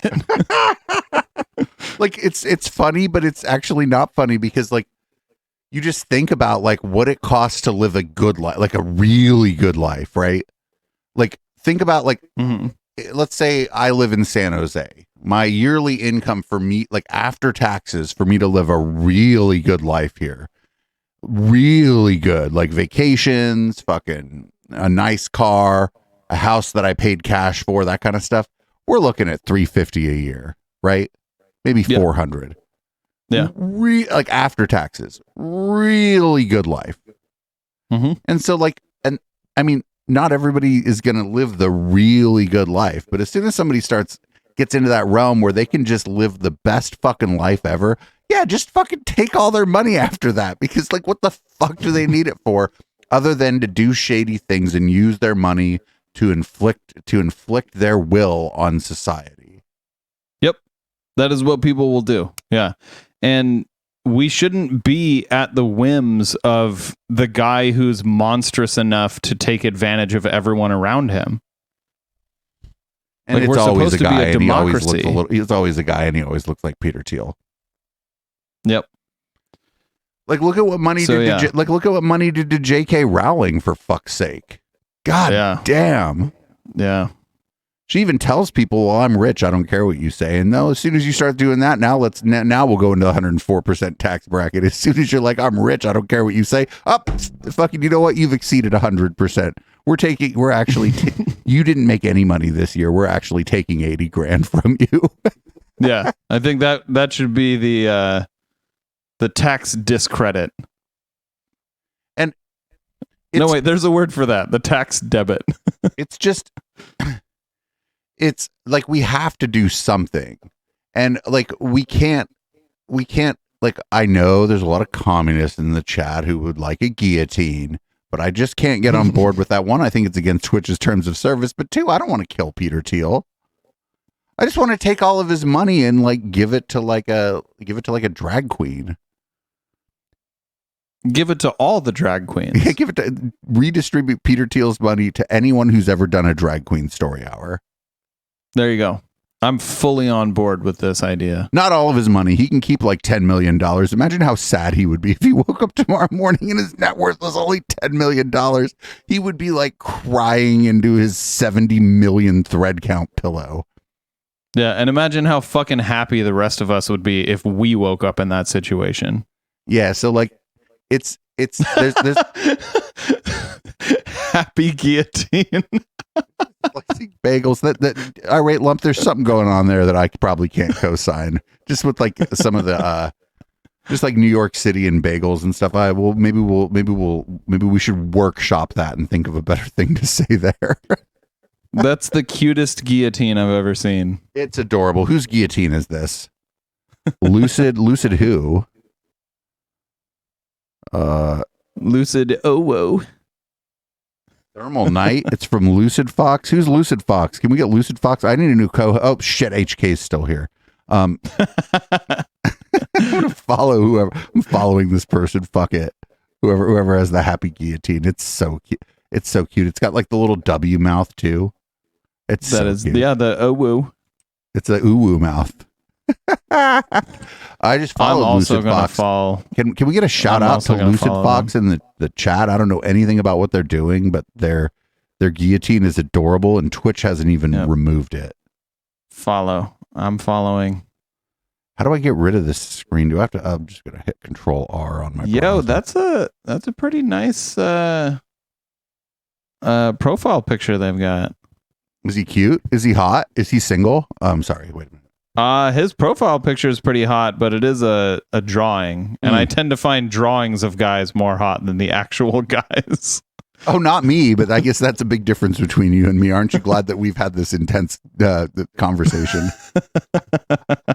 HK, thank you for joining me tonight. I wish we would have done Peter Thiel earlier, but I feel like maybe right now with Elon having taken over Twitter and just like, and with you having like left LinkedIn to start your own company and to try to do an entrepreneur, maybe we needed to grow as none of this is starting to sound like a fucking TED talk. Thanks for joining me, Peter. It's a good time to introduce Peter Thiel to the mix. It is a good time. I feel like we would have done a much poorer job had we introduced Peter Thiel to the mix in like episode 47 or whatever. Yep.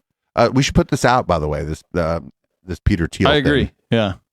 Like I don't know what kind of title we were allowed to give it that won't get us kicked off of Apple Podcasts, but we need to find we are allowed to say, I would assume we'd be totally fine to say Peter Thiel is an absolute fucking monster.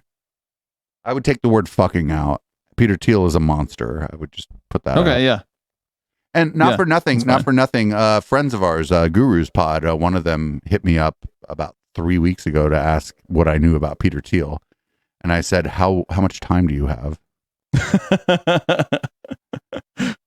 How much time do you have? But we're like, the problem with those guys is one of them's in Australia and the other one's from Ireland and in Japan. And I feel like you having not grown up here, but having spent, I think most of your adult life was here in Silicon Valley, right? A big portion of it, yeah. And then me having grown up here, and like, I think that like we're uniquely positioned to kind of talk about this guy. And not for nothing. If you want to hit me up tomorrow, I got a couple Peter Thiel stories that I am terrified to say on air because he is a litigious motherfucker. I think it was most of my adult life. Because if you count adult at 18, I lived there for 9 years. Yeah. And I've lived outside of there for only 7 years. 8 years? 8 years. Well, you're older than I thought you were. It was most of my adult life. I thought you were like 30. I'm 35. I just turned 35. I didn't even wish you a happy birthday, but that's because they kicked you off of Facebook for stealing their umbrella. No one knows my birthday anymore, and that's perfect as a 35-year-old. Happy belated, bro. The chat here loves you. Thank you. It loves you.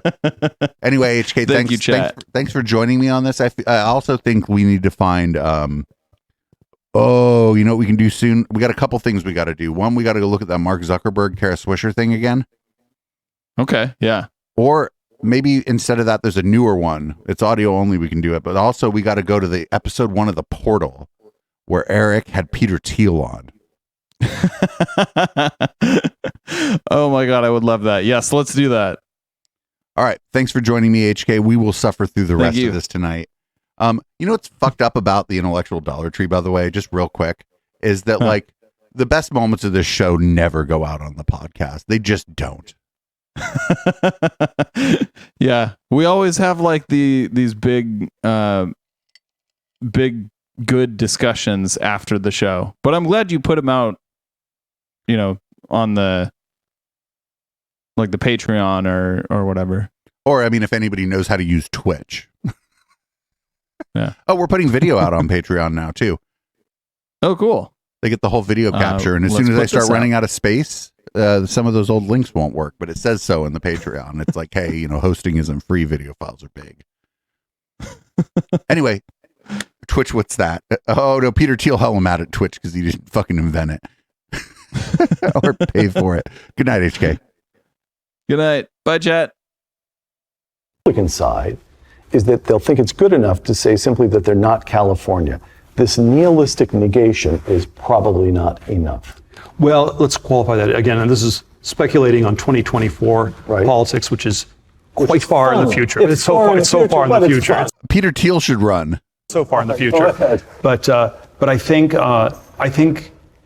it is probably, if it's not enough for the Democrats, it is probably enough for the Republicans to win the presidential election in 2024. I would like them to do more. I would like them to win on substantive grounds where you don't just have a tactical win. You don't just have another one-term president.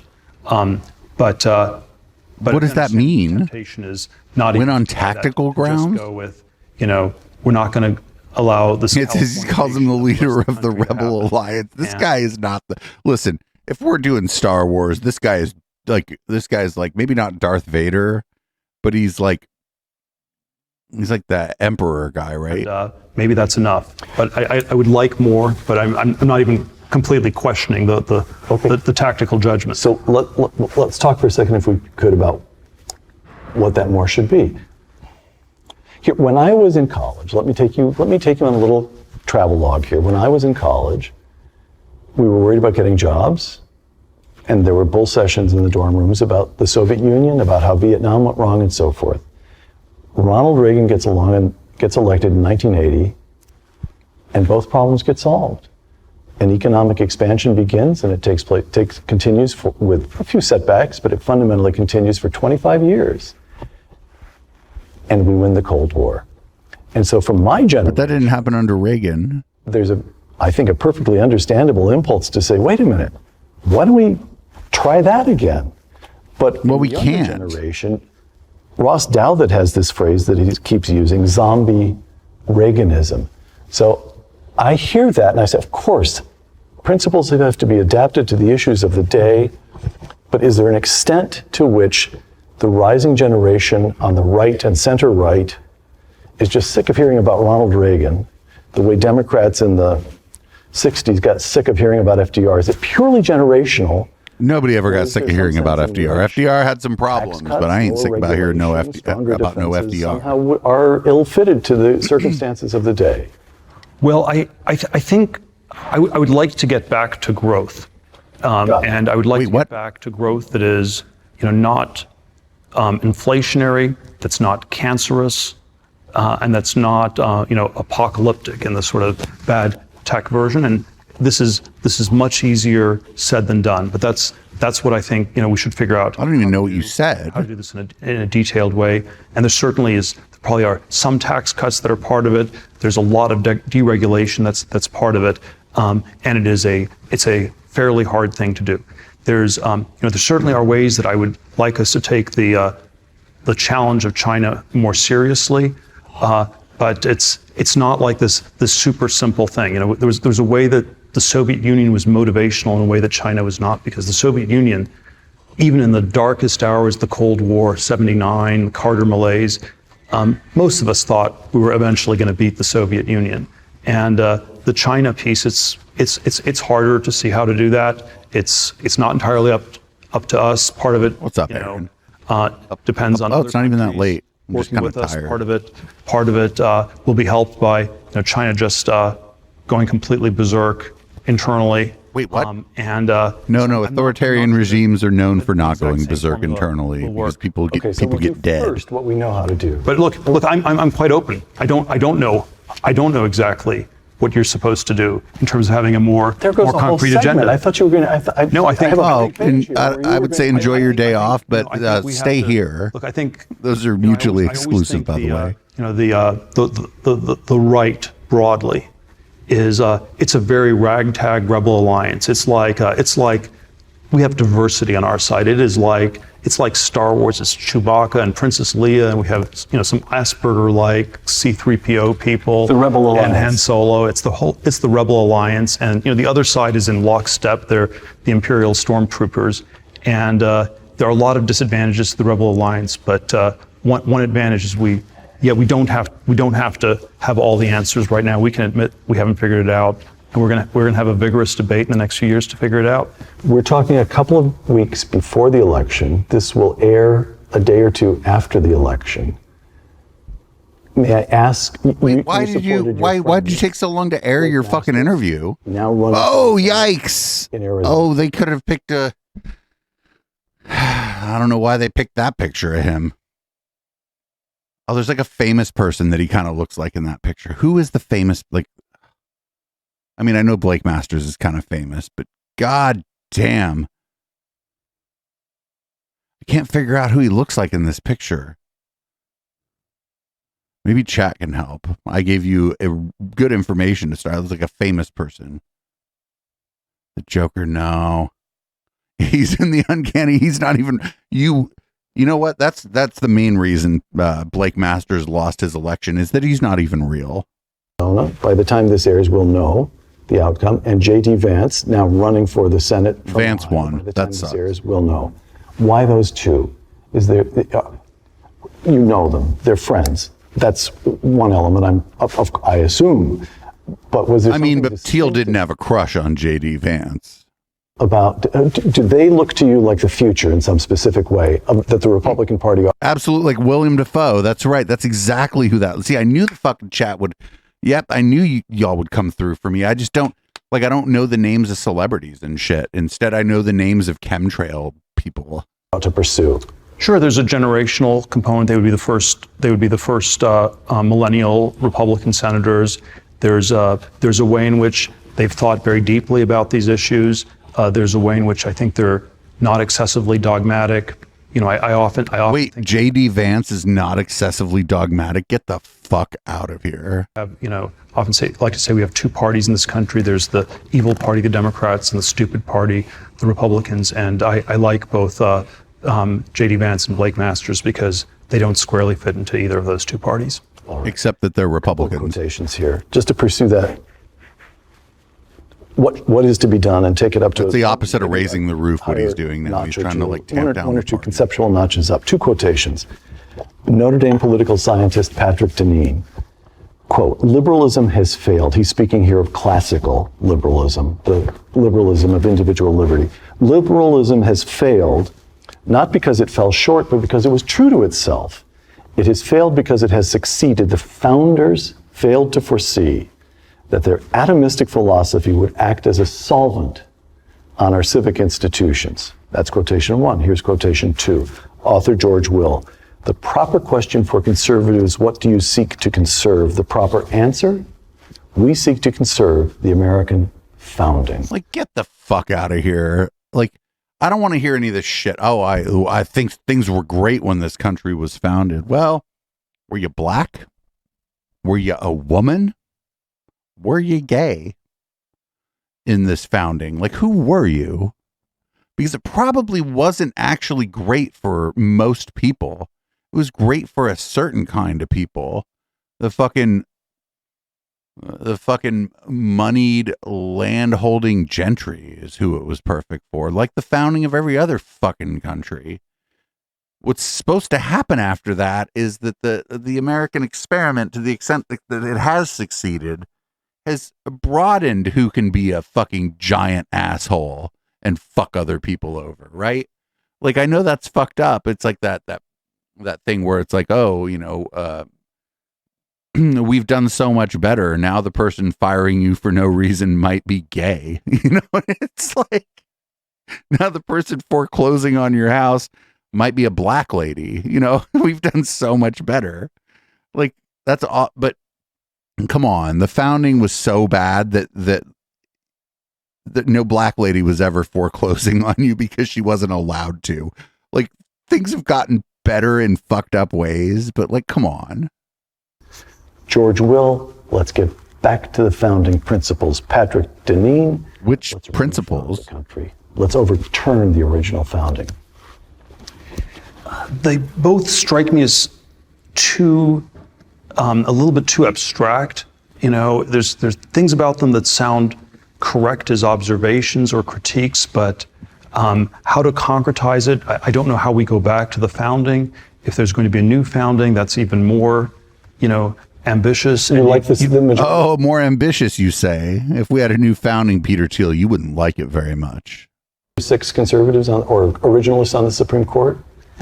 Sure, but mostly they're mostly just keeping things the status quo the way it is. So it's it's better than the alternative.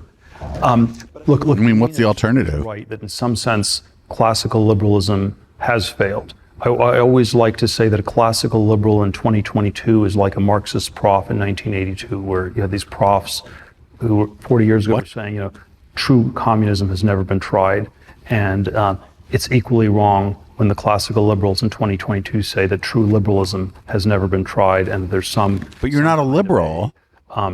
Golden age. I'm a liberal. This guy's not a liberal. Wouldn't we just cycle and repeat it? People are here, despite the fact that I'm a liberal. There's probably a few conservative people around here, I don't know about this, but most of y'all are socialists and communists and shit.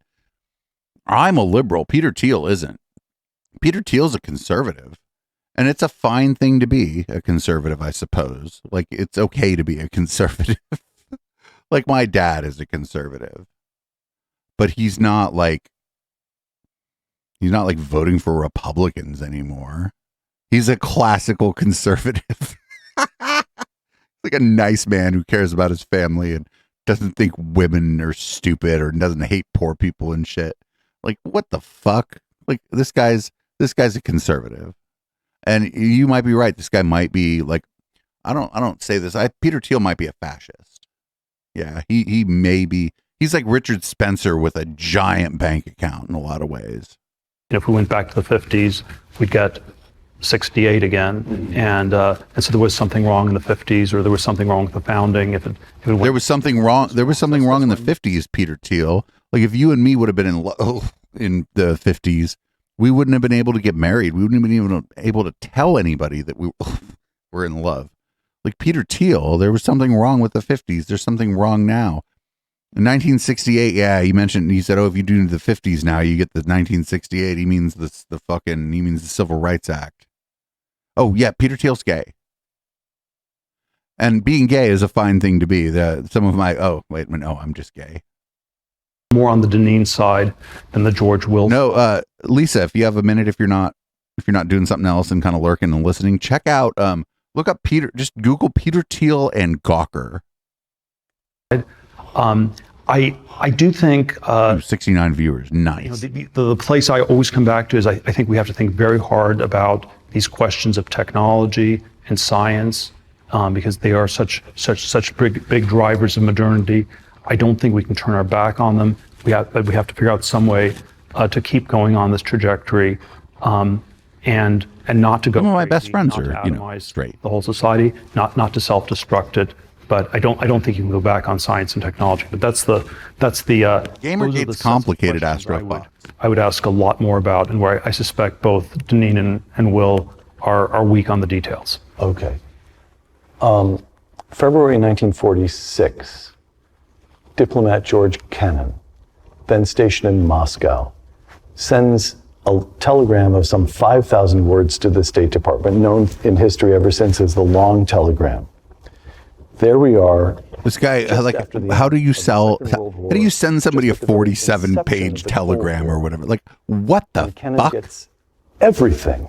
I couldn't even write a 48-page novella if my life depended on it. How do you send a telegram to the fucking State Department that's 48 pages or whatever, or however many it was in right after World War II? Man, you know what?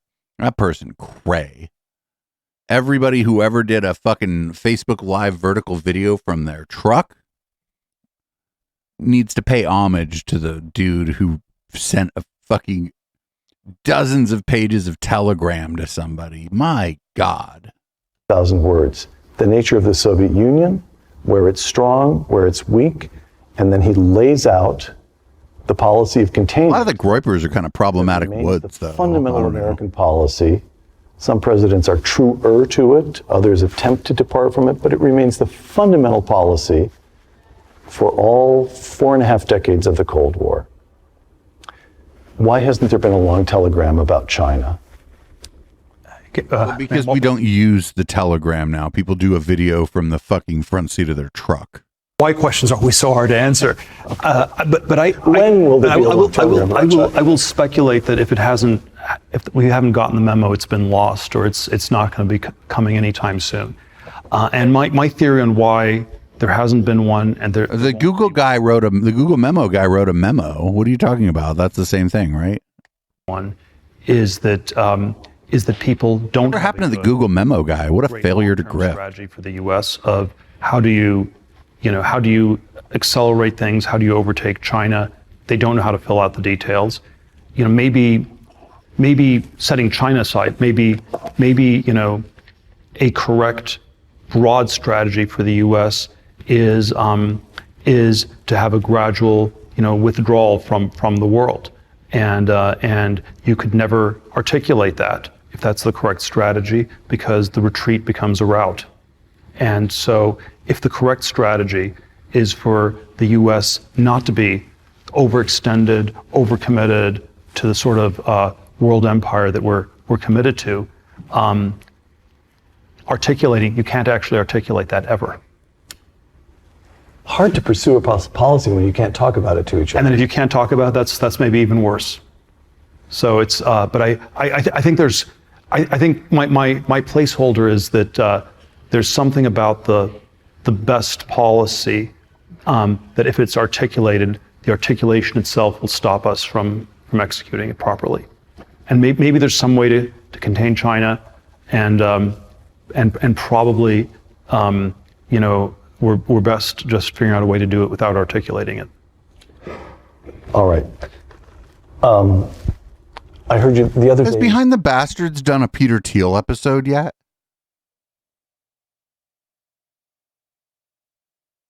I feel like Robert Evans be leaving a lot on the table if he hasn't done a Peter Thiel episode. By the way, Robert Evans, if you're out there and you'd like to do an episode on Peter Thiel, I would love to help you. You said that we now find ourselves between Scylla and Charybdis. Greek mythology, narrow, straight. Scylla is a six-headed monster over here, and Charybdis is the whirlpool over here. And in Greek myth, you had to navigate between these two, each of which was deadly. Oh, let's not get into the, like, a nerd. Like, come on, everybody. Here's what happened. Gamergate. Y'all are talking about Gamergate. A bunch of nerds that are shitty people didn't like that women were doing video game shit. Like, it doesn't matter what your tribe is. There's shitty people in your tribe. So, like, if you're a nerd or if you're on the dystopia beat, there's shitty people on the dystopia beat.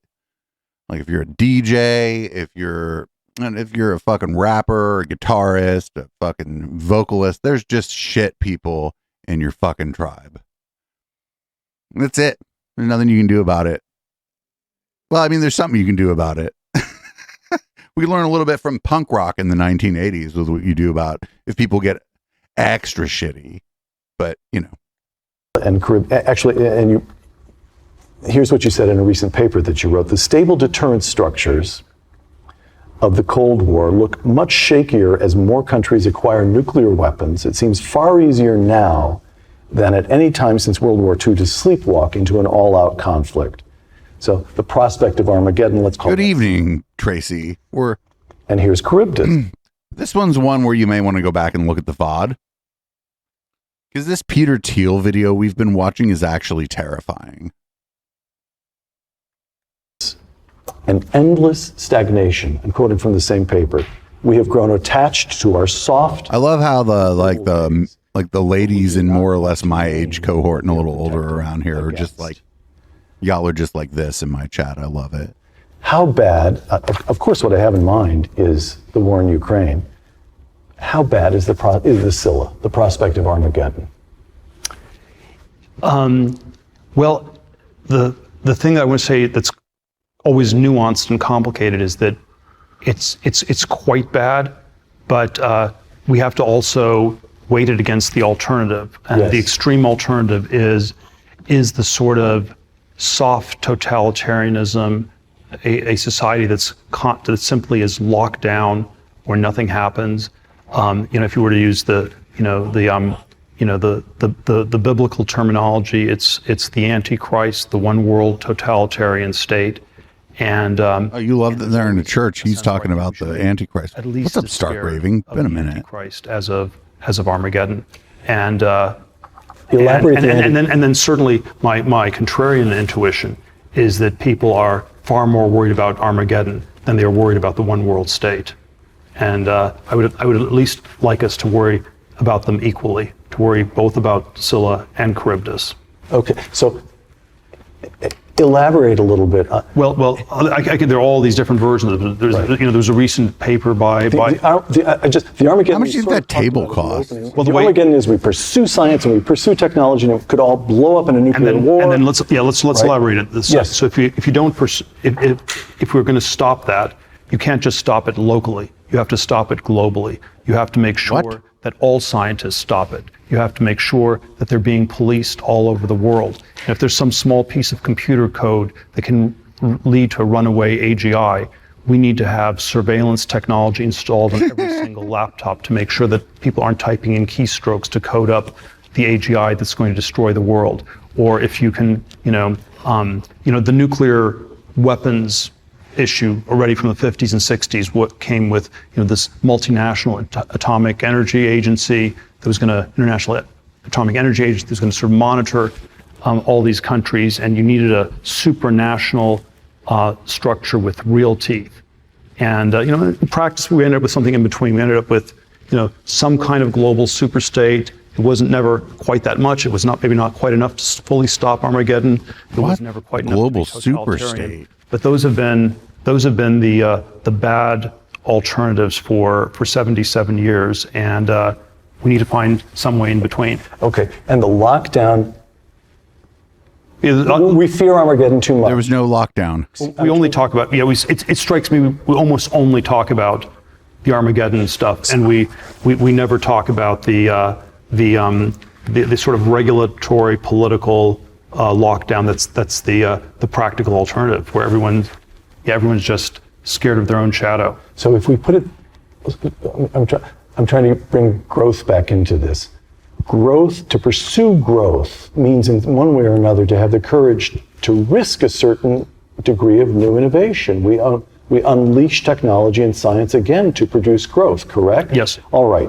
So, and why do you and I, because we have known each other a long time and think alike in some pretty basic ways, we both say we both hate other gay good. people. Well, let's make that explicit. Why do we need growth? What does that do for American society? And why is what happens, or the other way around, what happens to us in the absence of growth? Well, we had, the Club of Rome wrote this book called The Club for Growth, 1972, almost exactly 50 years ago. And it basically said that, the growth couldn't continue, and so we had to get used to a zero growth world. First, a world of zero population growth, then a world of zero economic growth. But these things haven't come to be. Like, what is he talking about? Has been implemented over the last 50 years, and it has in some ways perhaps it's stabilized the world, but it's also been profoundly destabilizing to. Oh shit! It's led to a world that's extremely nihilistic. It's led to the sort of hit bang enter in all caps, and that's that all over print shirt too. That's fucking rad. I don't know who offered to give that away, but thank you. I'll bring it up real quick.